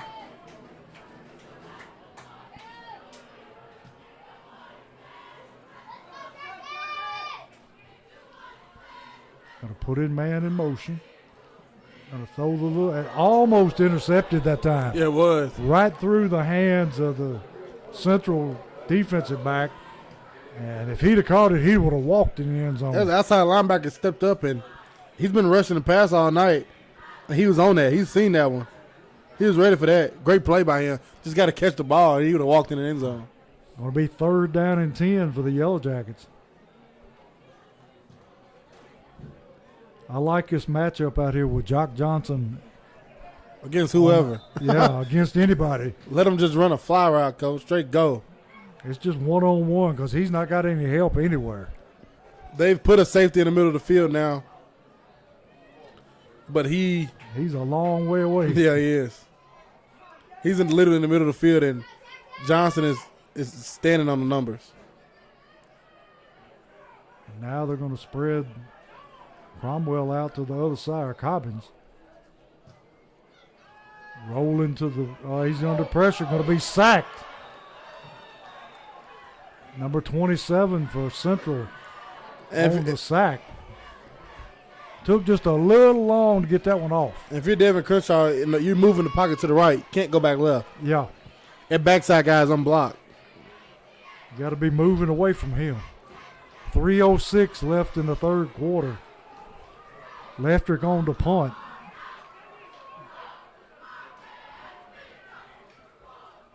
Good snap.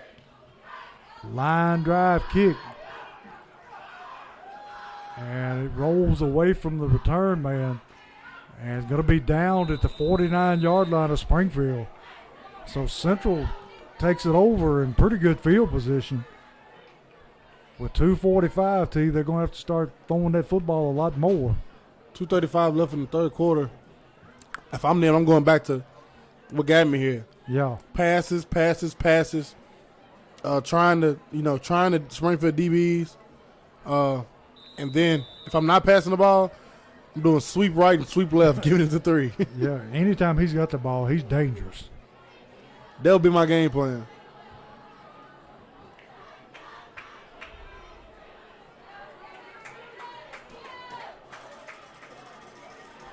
First and 10 from the 46-yard line. Going to throw it out into flats.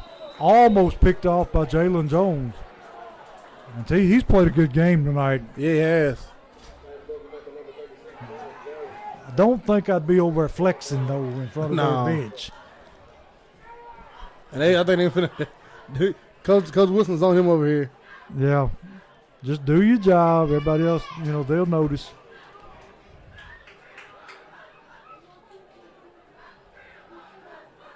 Second down 10. Ball at the 46-yard line of Springfield.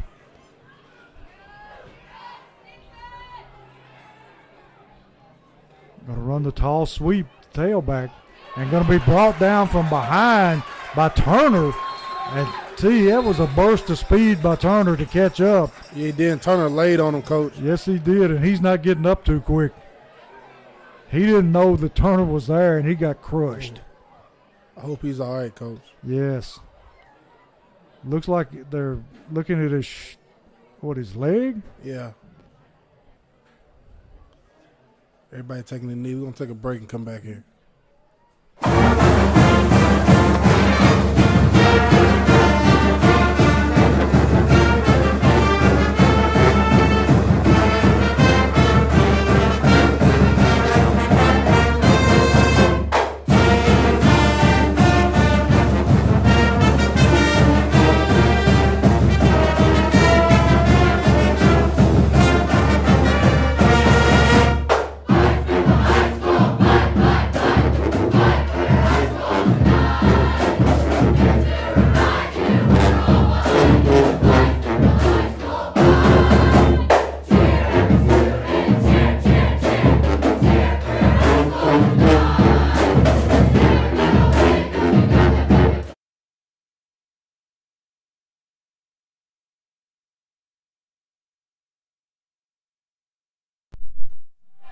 We're back here at Springfield Stadium where the Central's tailback is walking off the field under his own power.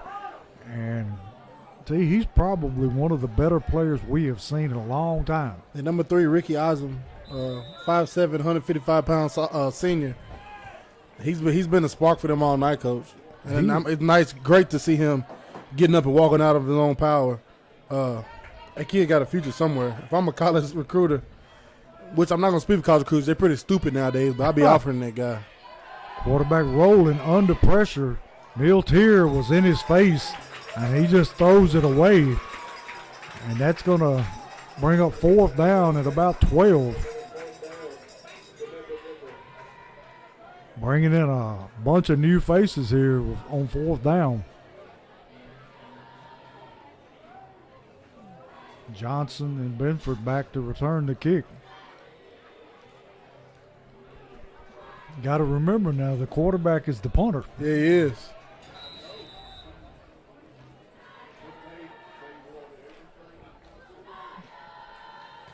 It'll be a high, wobbly kick. Going to be fielded there by Benford. Benford breaking tackles, takes it back up to the 20-yard line where he's tackled there. And Springfield will take it over with 2 minutes left in the third quarter. Benford and Jock are about the two sure-handedest people on the team. Yeah, they are. And when they get the ball in their hands, Coach, it's something's going to happen. Nothing but positive things. Anderson County, 55. Seymour, 6. Anderson County and Greenville, top 2 teams to be everybody's talking about coming out of East Tennessee in 4A.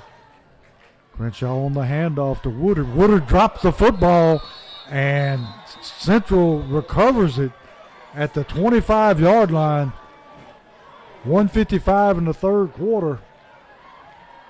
That time don't look like he ever got a handle on it from the quarterback. I think he had it, Coach, and just dropped it. He couldn't get it himself. Yeah. He was bombing in his own stomach.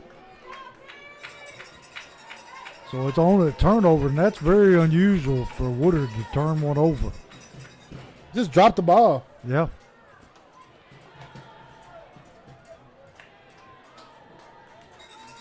So Central got new life here. Ball at about the 26-yard line of Springfield. Put a man in motion. Gonna roll to the right, looking. Joe Woodard coming. Joe Woodard on the pressure. Quarterback able to get it away, but just barely. Springfield getting after him now, T. Yeah, they are. Dialing up blitzes, coach. Getting him off his target back there and making him move around. He's going to be a sore young man in the morning. Of course, it may be morning before they get back. Yeah, they're right. Going to be 2nd down and 10 from the Springfield 26-yard line. Got a new tailback in the game, number 25 for Central. Number 25 for the Warriors, Jeremiah Patton. Quarterback under pressure, rolls out. We got a flag thrown, and he runs out of bounds, but I think we're going to have a holding against Central. Yeah, we had a holding right there. Matt Gregory was coming, and he just got held. He couldn't do anything. So we're going to back him up.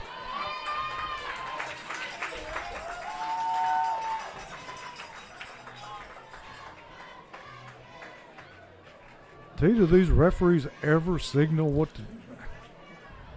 And isn't the white hat usually signaling? Yeah. I hadn't seen him signal anything. Just like right now. We know it's a holding, but no signal. So it's going to be 2nd down and about 25 yards to go for Central.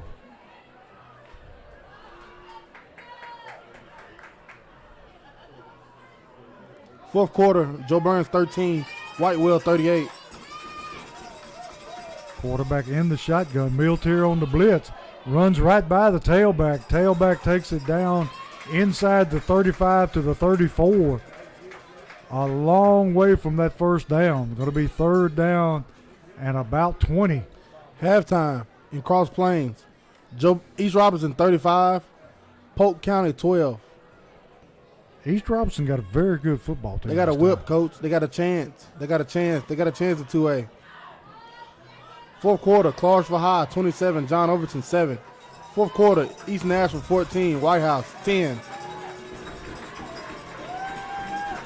Central takes the snap. Quarterback under pressure, going to throw the screen, and he falls right there.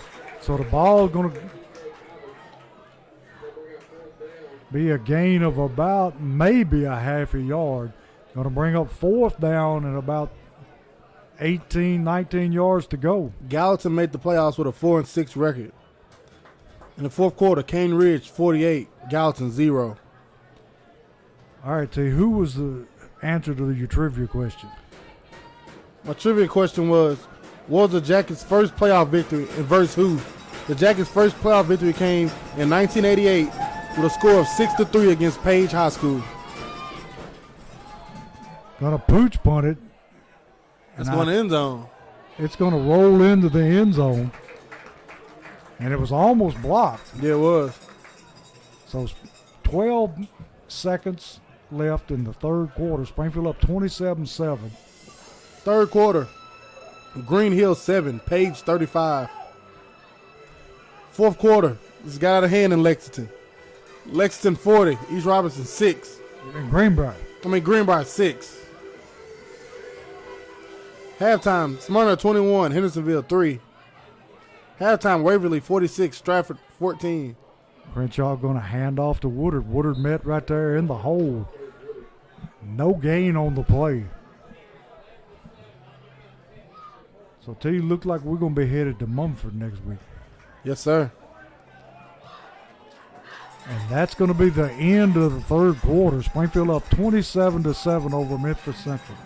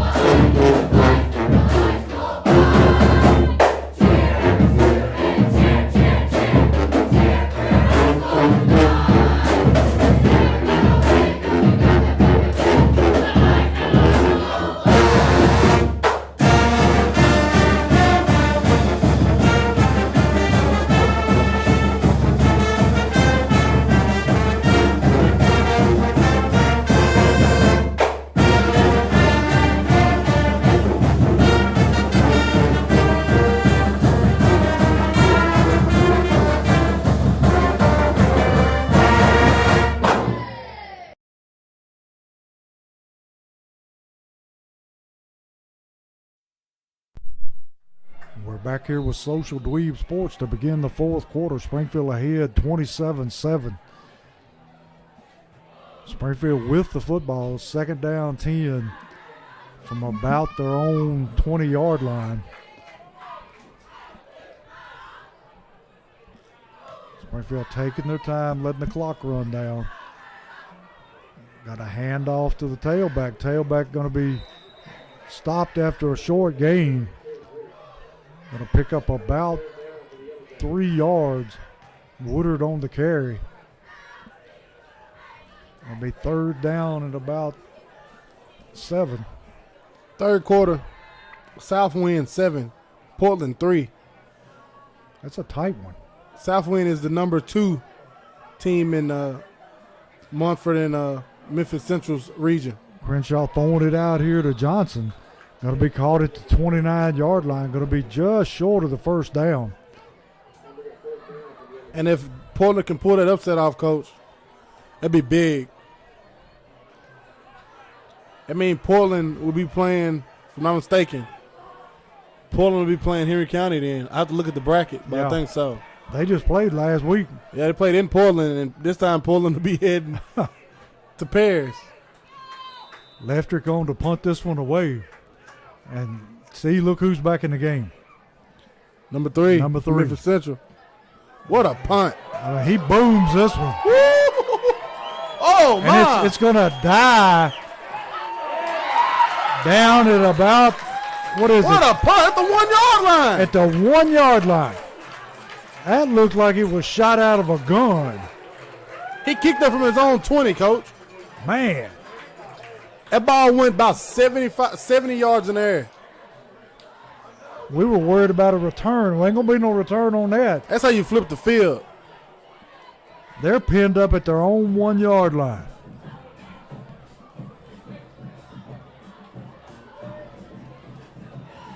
What a punt.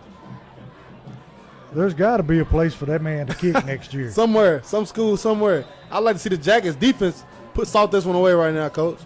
Nice. Go get some points on defense. 10:35 left in the game. You get the whole starting defense back in right now. Quarterback looking to throw. Oh! Who was that on that play? Jalen Jones. Jones, long rangey guy, got his hand on it, and if he picks it off, that's a touchdown. Yeah, it was. He walked in the end zone. What a play by Jalen Jones, there, just sticking his hand out. Going to be second down and 10 from about the 1-yard line.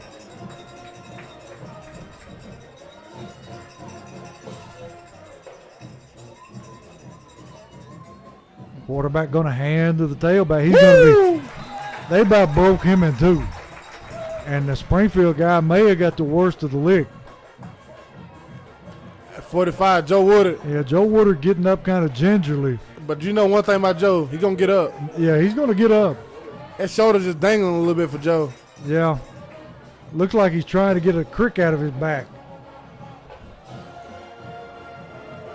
But he's not coming out, I can tell you that. That won't happen. Joe a dog. Yes, he is. Miltier Miltier on the blitz. Meets him in the hole. Drops him after a short gain. Miltier had a safety coach and just let him loose. Got cleaned up by there. Is that Pilcher? Number 30? Yes, sir. Pilcher cleaned it up. So it's going to be fourth down, and they're going to have to punt out of their own end zone.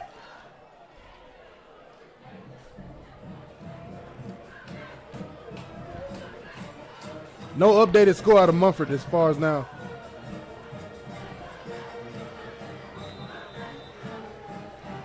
Johnson and Bedford back to return the kick. And it is a short. That's a bad punt. Peter. Get away from it. It's going to die right at the 29-yard line.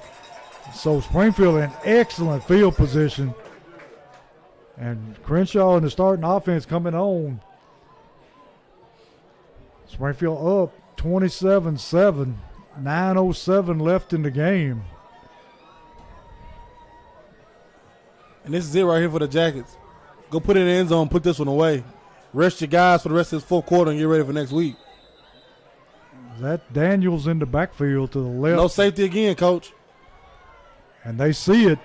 Going to throw it downfield and Cobbin stopped running. fingertip. He stopped Yes. running, Coach. He stopped running at the end of that one. That's on him. If he'd have kept going, he had a touchdown. He dropped that touchdown. He literally stopped running at about the 3-yard line and paused. He had his man beat. He did. And the beautiful ball. He's got to keep running.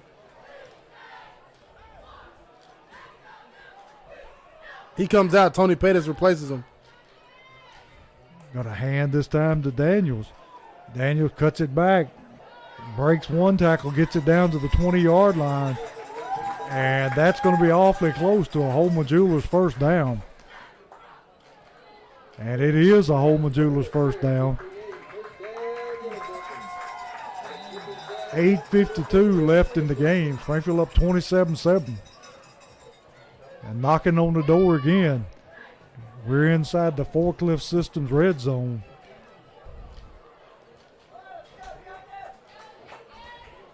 You'll see Springfield start to work on that play clock. You see a lot of hands on the hips for Memphis Central up front. I think we're getting a good load of Daniels right now. They're going to hand off to Daniels over right tackle. He's breaking tackles and gets it down to about the 5-yard line before he stopped. Going to be another Holman Jewelers first down. The Jackets is leaning on them up front, Coach. Yeah, they're gassed. They're gassed. If I was Coach, I would have run back straight back to the line, line it back up, and run the same play.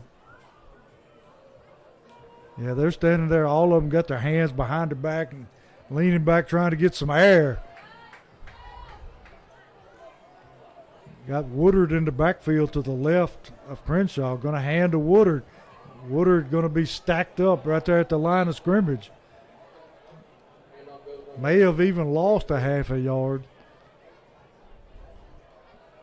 Wood has been real timid running the ball tonight, Coach. Yeah. Real timid. Not running downhill like he usually does. Is that Pettis coming back in, T? Yes, sir. Come back in and receiver. And you just take your fullback, KJ Chapman, and put him in running back. If you want that downhill runner, Coach. Yeah. Downhill, over the top. Over people. Yeah. He going to run somebody over his play. He fumbled a snap, and KJ about picked it out of the air. He did.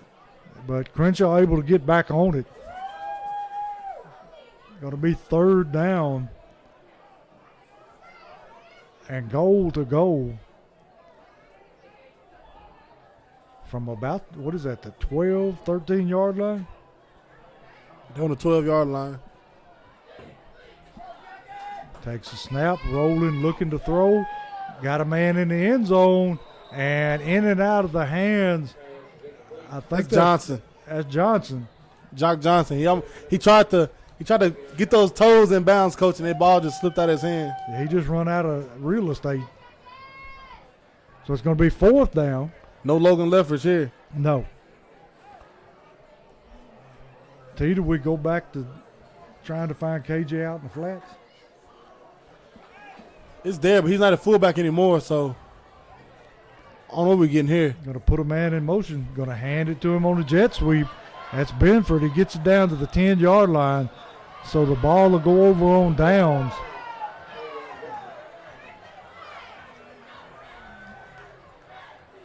So Central will take it over at their own 10-yard line with 6:42 left in the game. Until you remember last year, this got a little testy right at the end. It did. And it looks like it may go that way again. And Benford in pain over here. That we don't need. His shoulder, he fell down. It's just stinging right now, you can tell. Yeah, he's trying to work it out. He's a tough kid. Yeah. And that Memphis Central guy, when he got up, he pushed him down some more. Whole crowd, oh, yeah, we knew that. We know that's coming. Like you said, a little testy toward the end, as you expect it's going to be. Quarterback in the shotgun, rolling, looking out in the flats. He skips it to him. This quarterback is gun shy now. And T, like you said, their linemen are getting up awfully slow. Yeah, they're gas, coach. They ain't got anything left in the tank. Ain't no more in them. If this game was tight, they wouldn't be able to manage right now. No. They are completely out of gas. And that's what you get when you airing it out all the time. You know what I mean? But like I said, I would have liked to see them, if anything, kind of passing. Forget rolling out, straight in pocket, deep passes downfield. Yeah. Or I'm tossing it to 3. That's my game plan. Quarterback drops back, going to throw it down the sideline. Springfield receiver, a defensive back on the interception, and the flag comes down, and surely this is not going to be pass Yeah, that's what he's going to call. Cromwell, I mean, yes, Cromwell. Cromwell had inside position. There's no way it could be pass interference. He just turned around and saw the ball with him and got it. Yeah. But it's over on the sideline with Memphis Central, so they're going to get the call.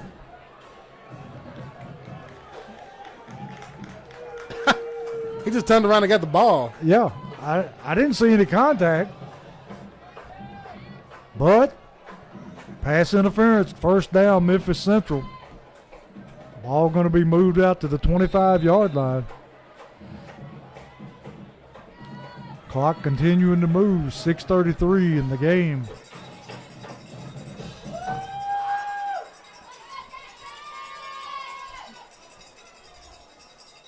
Going to run the toss sweep. And he gets to the outside, gets to the sideline, run out of bounds there. He running hard too, coach.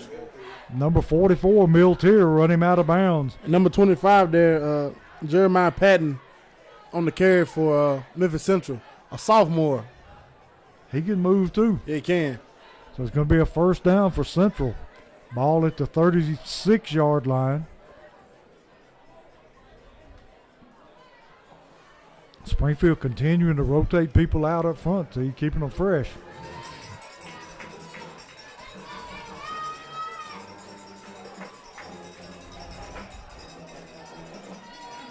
Springfield on the blitz, and Miltier right in his face. That quarterback ain't trying to get hit, coach. He don't want it anymore. He's throwing it out. That one was almost intercepted. Their line doesn't pick up a blitz very well at all. No, not at all. They kind of get that one guy and lock in on him, you know? Yeah.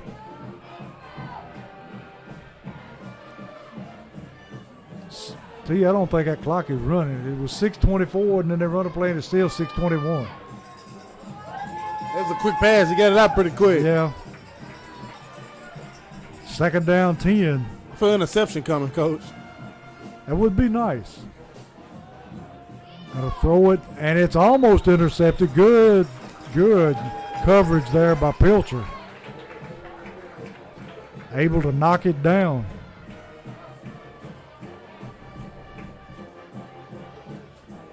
Our secondary played very, very well tonight. Yeah, they have, and as they have all season. And that combination you have out there, you can, Cobbins kind of locks in on the corner.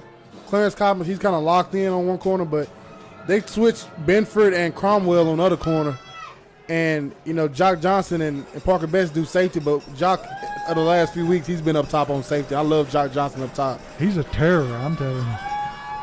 Quarterback going to hand off on the draw, and that time nothing doing. Number 56 on the play, Matt Gregory.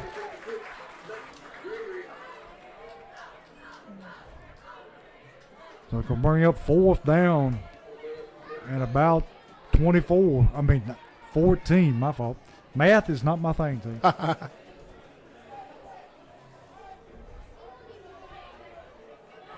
I'm going to miss being in the comforts of the nest, Coach. Yes. As we hit the road. And we do mean hit the road. Yes, sir. We'll be in Mumford next week. And then if we can, 1 week at a time. But we'll be on the road again week 3 if things go out right. You know what I mean? They're going to punt it away. And Springfield wisely just gets away from it. So Springfield going to take over about the 31-yard line. And someone needs to get Jalen Jones to stop talking to that bench, Coach. Yes. That's all we need is for somebody to get kicked out or get something started. And if anybody knows the lesson, he should know the lesson. Yeah. He got a personal foul against Henry County last week and had to miss the Greenbrier opener this week. I mean, all you got This to do is season. just point at the scoreboard and walk away. Yeah, it's just not smart. Seen that. 5:25 left in the game. Springfield with the football at their own 31-yard line. Got to put a man in motion. That's Benford. Benford going to cough it up, and we'll see who comes up with it. Benford needs to be out of the game, Coach. He's been for nursing the shoulder the entire time the defense is on the field. I mean, with nothing left to prove. Yeah, we want him to Memphis next week. That's right.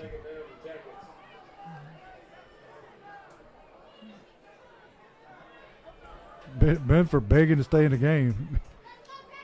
Oh, wow, Coach. It wasn't a left tackle out there on that play. So we ran a play without. Okay. If I'm looking at this right. No wonder he got hit. Oh, yeah, it was. It was a guy out there. Woodard with the football on the sweep. And we got flags everywhere. So I would imagine we have a hold against Springfield. And that's what it is. Going to back them up 10 yards. And tell you, that clock is running awfully, awfully slow. 4:35 still in the fourth quarter.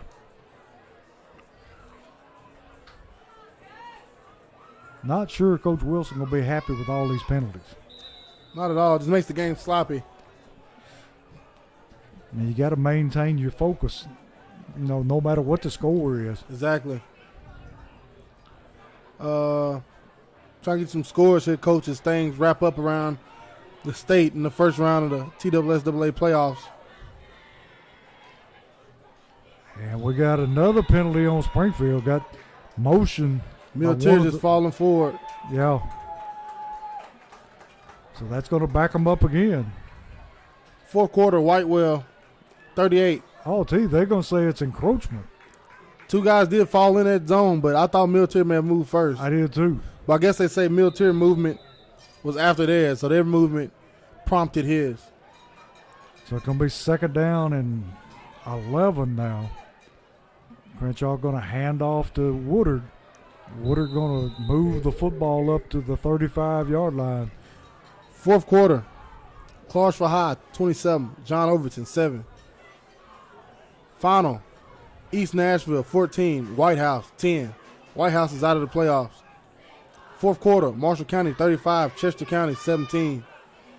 Final, Mount Juliet, 43. Lincoln County, 6.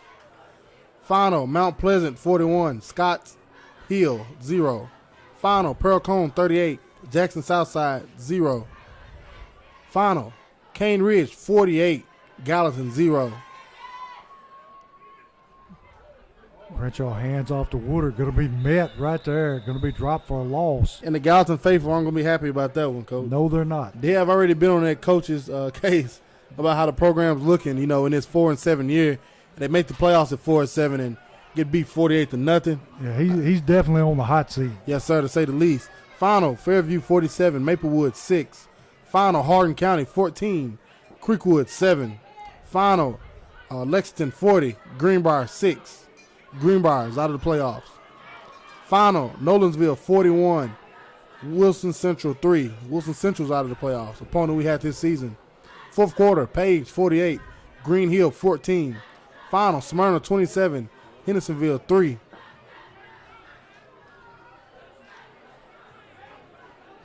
I seen a Portland. Here we go. Final.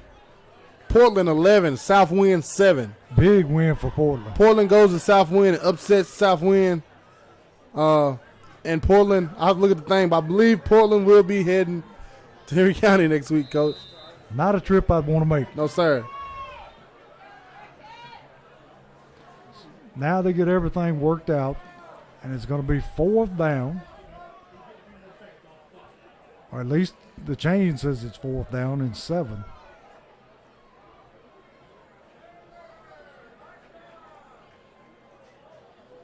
I'm not sure what they're doing. I don't think they do, Coach. The play clock just ran out.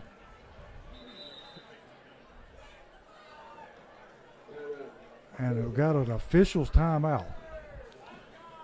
So, yep, next week, Portland at Henry County.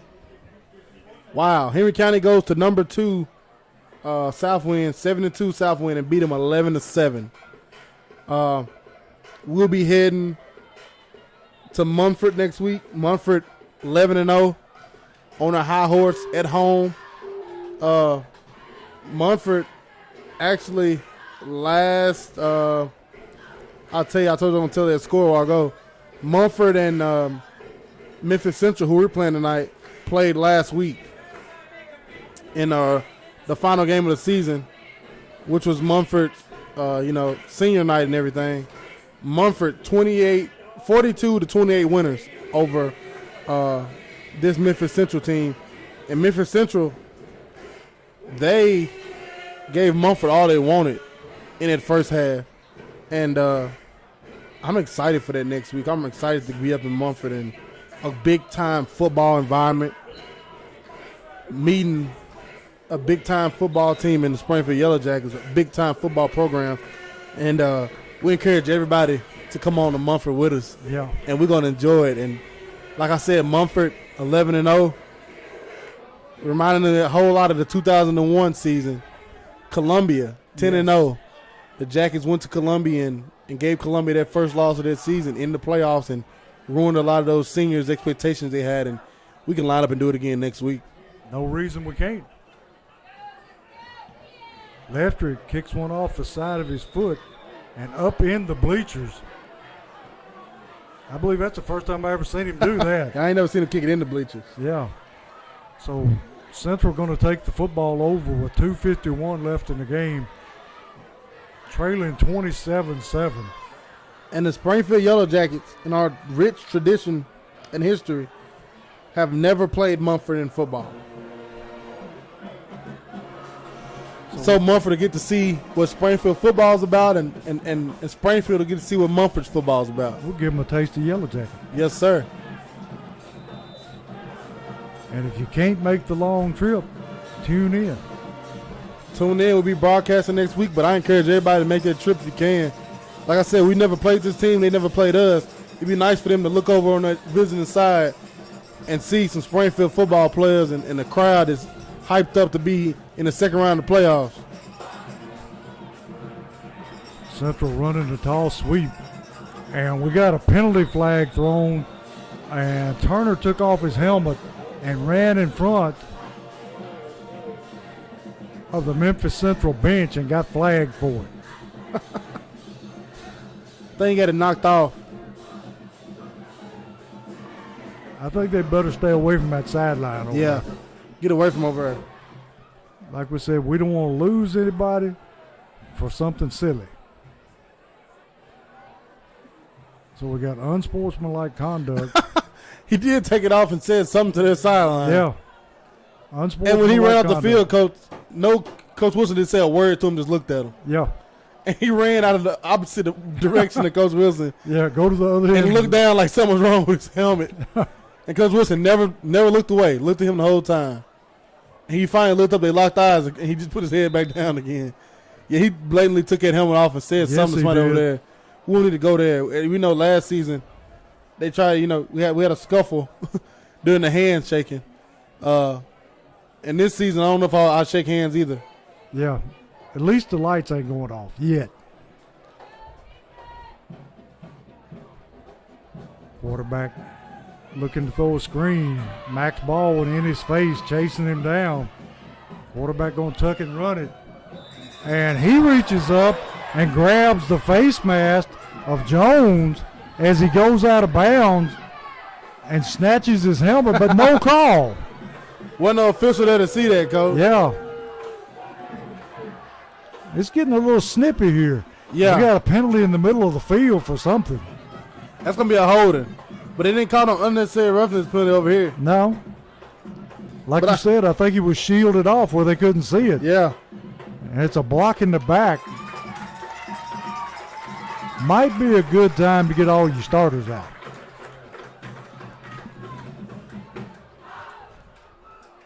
Of course, there are a bunch of them that are already out.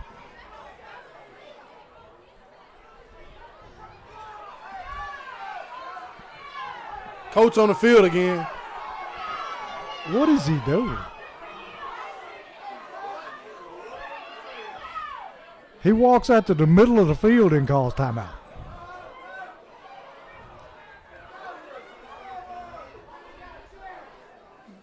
Once you get to the middle of the field, it's a little late to call timeout. The coach is in a huddle with his team on the middle of the field. I never seen it, but hey, I hadn't either. you can go where you want to go. You know, he's calling his plays. Yeah. Let him do what he do. He wanted to talk to this official, but the official turned his back and wouldn't say anything to him. These officials are a joke at this point. Yes, they are. They're not letting anything. They're letting a lot of things go. And if things get out of control, it'll be strictly on them. Yes, it will. They have let too much go here in the second half. When they let that coach come out earlier, they threw a flag on him. Yeah, that was cool. But right before half, when the quarterback and the coach, and they had to pull the quarterback away from the officials, they didn't kick him out the game then. They should have both been ejected. They both should have been gone then. When that didn't happen, anything goes at this point. Going to be 1st and 10. Military on the blitz. They throw it out in the flats where it's caught. And he moves it forward back to about the original line of scrimmage. It's going to be 3rd down and about 9. 1:56 and counting left in the game. Springfield got this one in the bag, 27-7. Yes, sir. We'll be heading to Mumford next week. We encourage everybody to come out to Mumford. Bring your mama with you. Tell her to bring her cousin. And we're going to go to Mumford. We're going to put on a show and show them some Springfield football. Quarterback just going to hand to the tailback this time. Got some running room. Going to be finished off there by Gregory. Fleur came in, coach, not thinking about no hands. He delivered hat. Yep. And that's the first time tonight we've seen Fleur on defense. Yeah, it sure is. 1:24 and counting down. And if you remember last season, the coach now, during the handshaking, it got a little chippy. One of their guys grabbed Springfield, KJ Chapman's face mask, and they went at it, and then they had 2 separate huddles over there. Yep. And then they was chasing Springfield guys after the game, and Springfield players had to go out of the stadium that way. Yes. If you've been to Springfield Stadium, the Jackets fans had to go. The Jackets players had to go To the south end. Yes, towards the Votech. Yes. And walk behind the bleachers to get to the locker room. And then their players tried to get with our fans. Yep. And they were trying to chase the guys through by the concession stand. It was a mess. But the thing about that, the lights went out and wasn't no Jackets fans here. That's right. And it was a good thing. It was a blessing, Coach. Tailback reverses field. Got to take it outside. Going to be tripped up on the far sideline over there by number 12. I remember that there was nobody in this stadium. It was about 20 Jackets fans, basically just parents standing around. Did certain kids didn't have a ride. Yeah. It was the younger kids' parents here, and that was it. Yeah. And it was a mess. They were chasing people, it was like a brawl ready to be broke out at any moment. And there were more police than it was fans, luckily. And I had never seen a team break up into 2 huddles after a game. But tonight, there are plenty of Jackets fans. Yeah. And I don't want to see anything. Quarterback got to throw an incomplete pass with 9.3 seconds left. I think this is one of those situations where you wave at the other team. Just thank y'all and get on out of it's here. like COVID. See you later. Yeah. So it's going to be 4th down, 9.3 seconds left in the game. And Coach and them joked with me about last year about me saying on the broadcast I wouldn't be shaking hands. But I was serious. You got to use common and sense. the fight broke out last season almost to a brawl and wasn't no fans here. But here we go this season. Fans are here. Plenty of them. Yes, they are. Plenty of Jackets faithful. And they're going to try to throw a screen, and it's going to go over to Springfield with 5 seconds left in the game. And I just asked, we don't shake hands this time. Yeah, you got to use common sense. Just don't take any chances, you know. And I'm like you, T. The referees let it get to this point.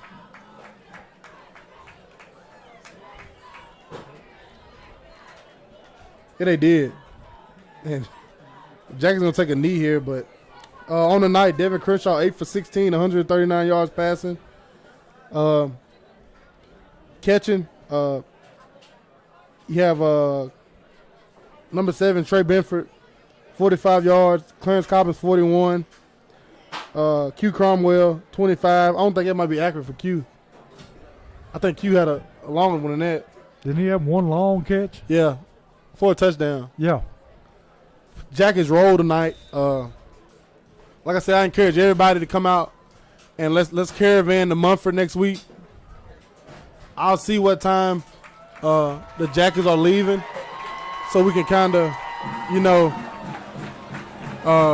And T, I think they're taking your advice.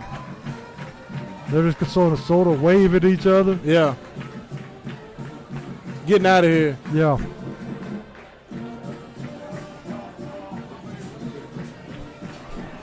The Munford coach standing there staring at Springfield like, what are y'all doing? But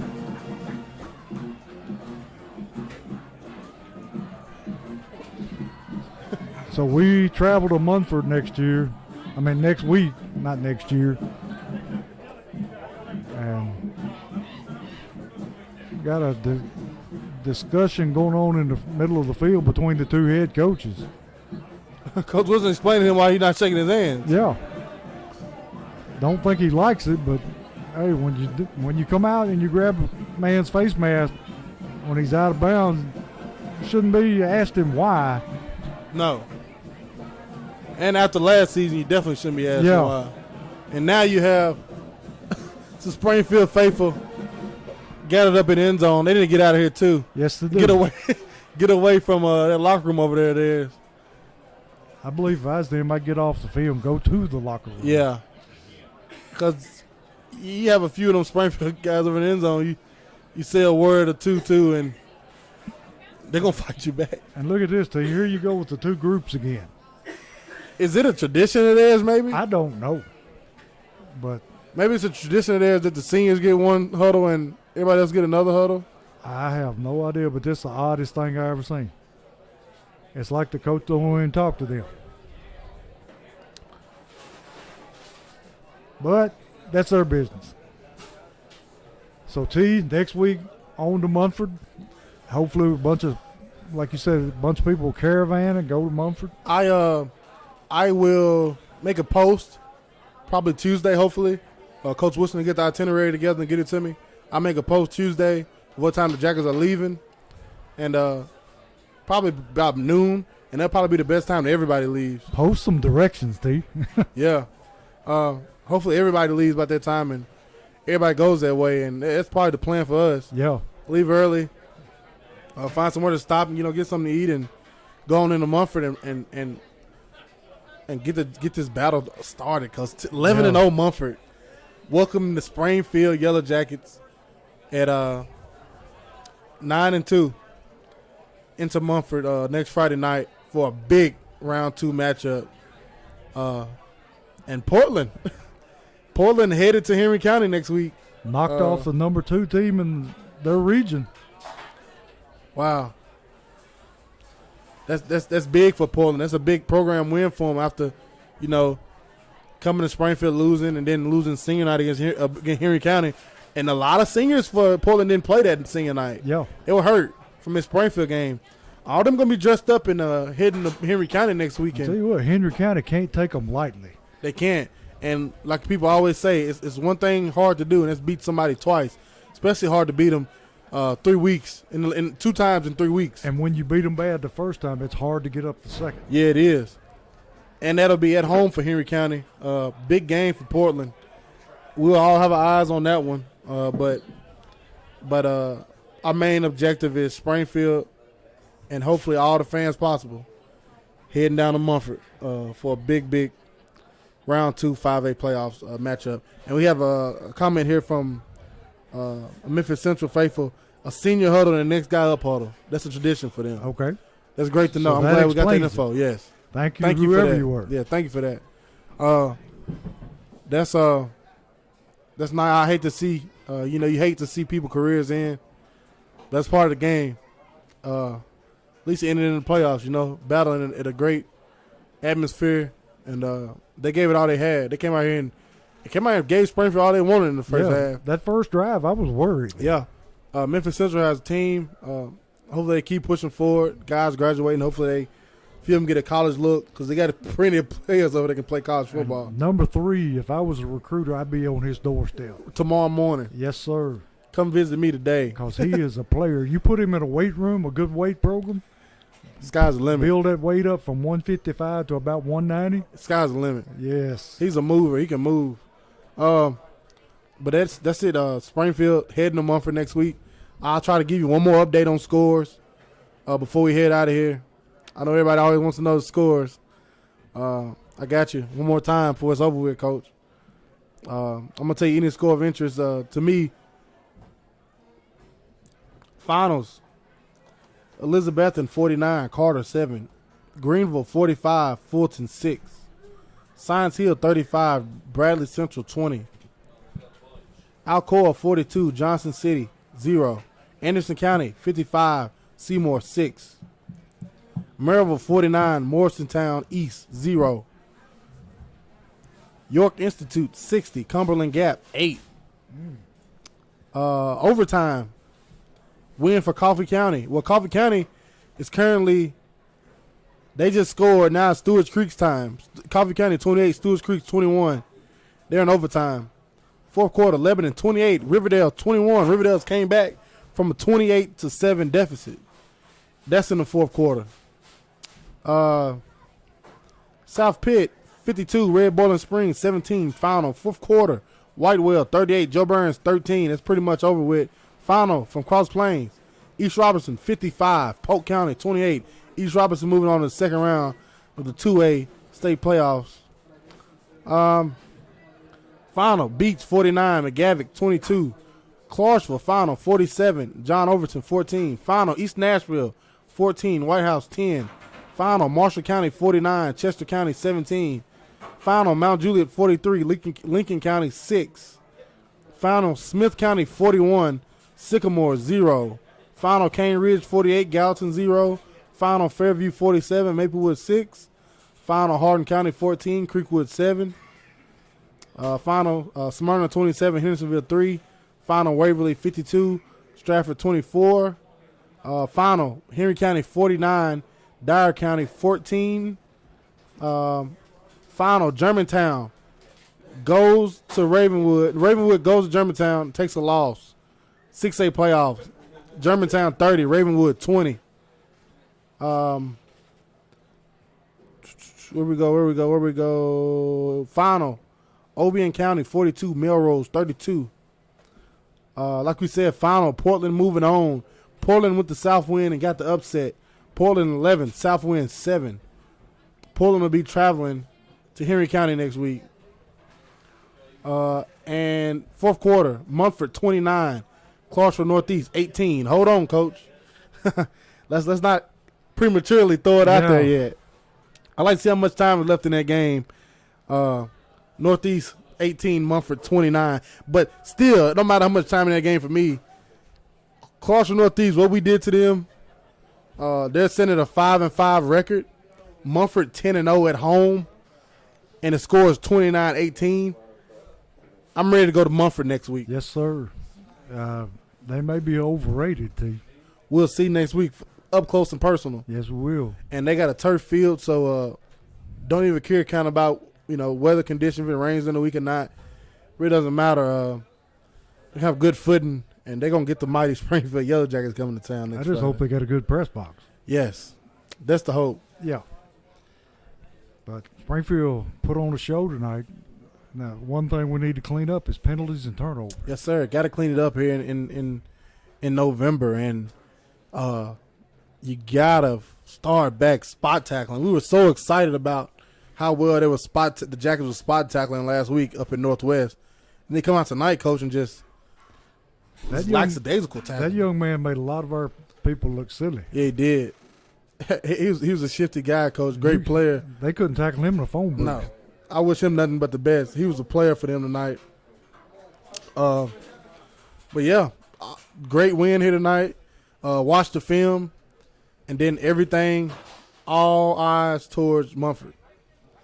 So we get out of here tonight with a 27-7 win and heading toward Memphis next week. So big game tomorrow in college football, T.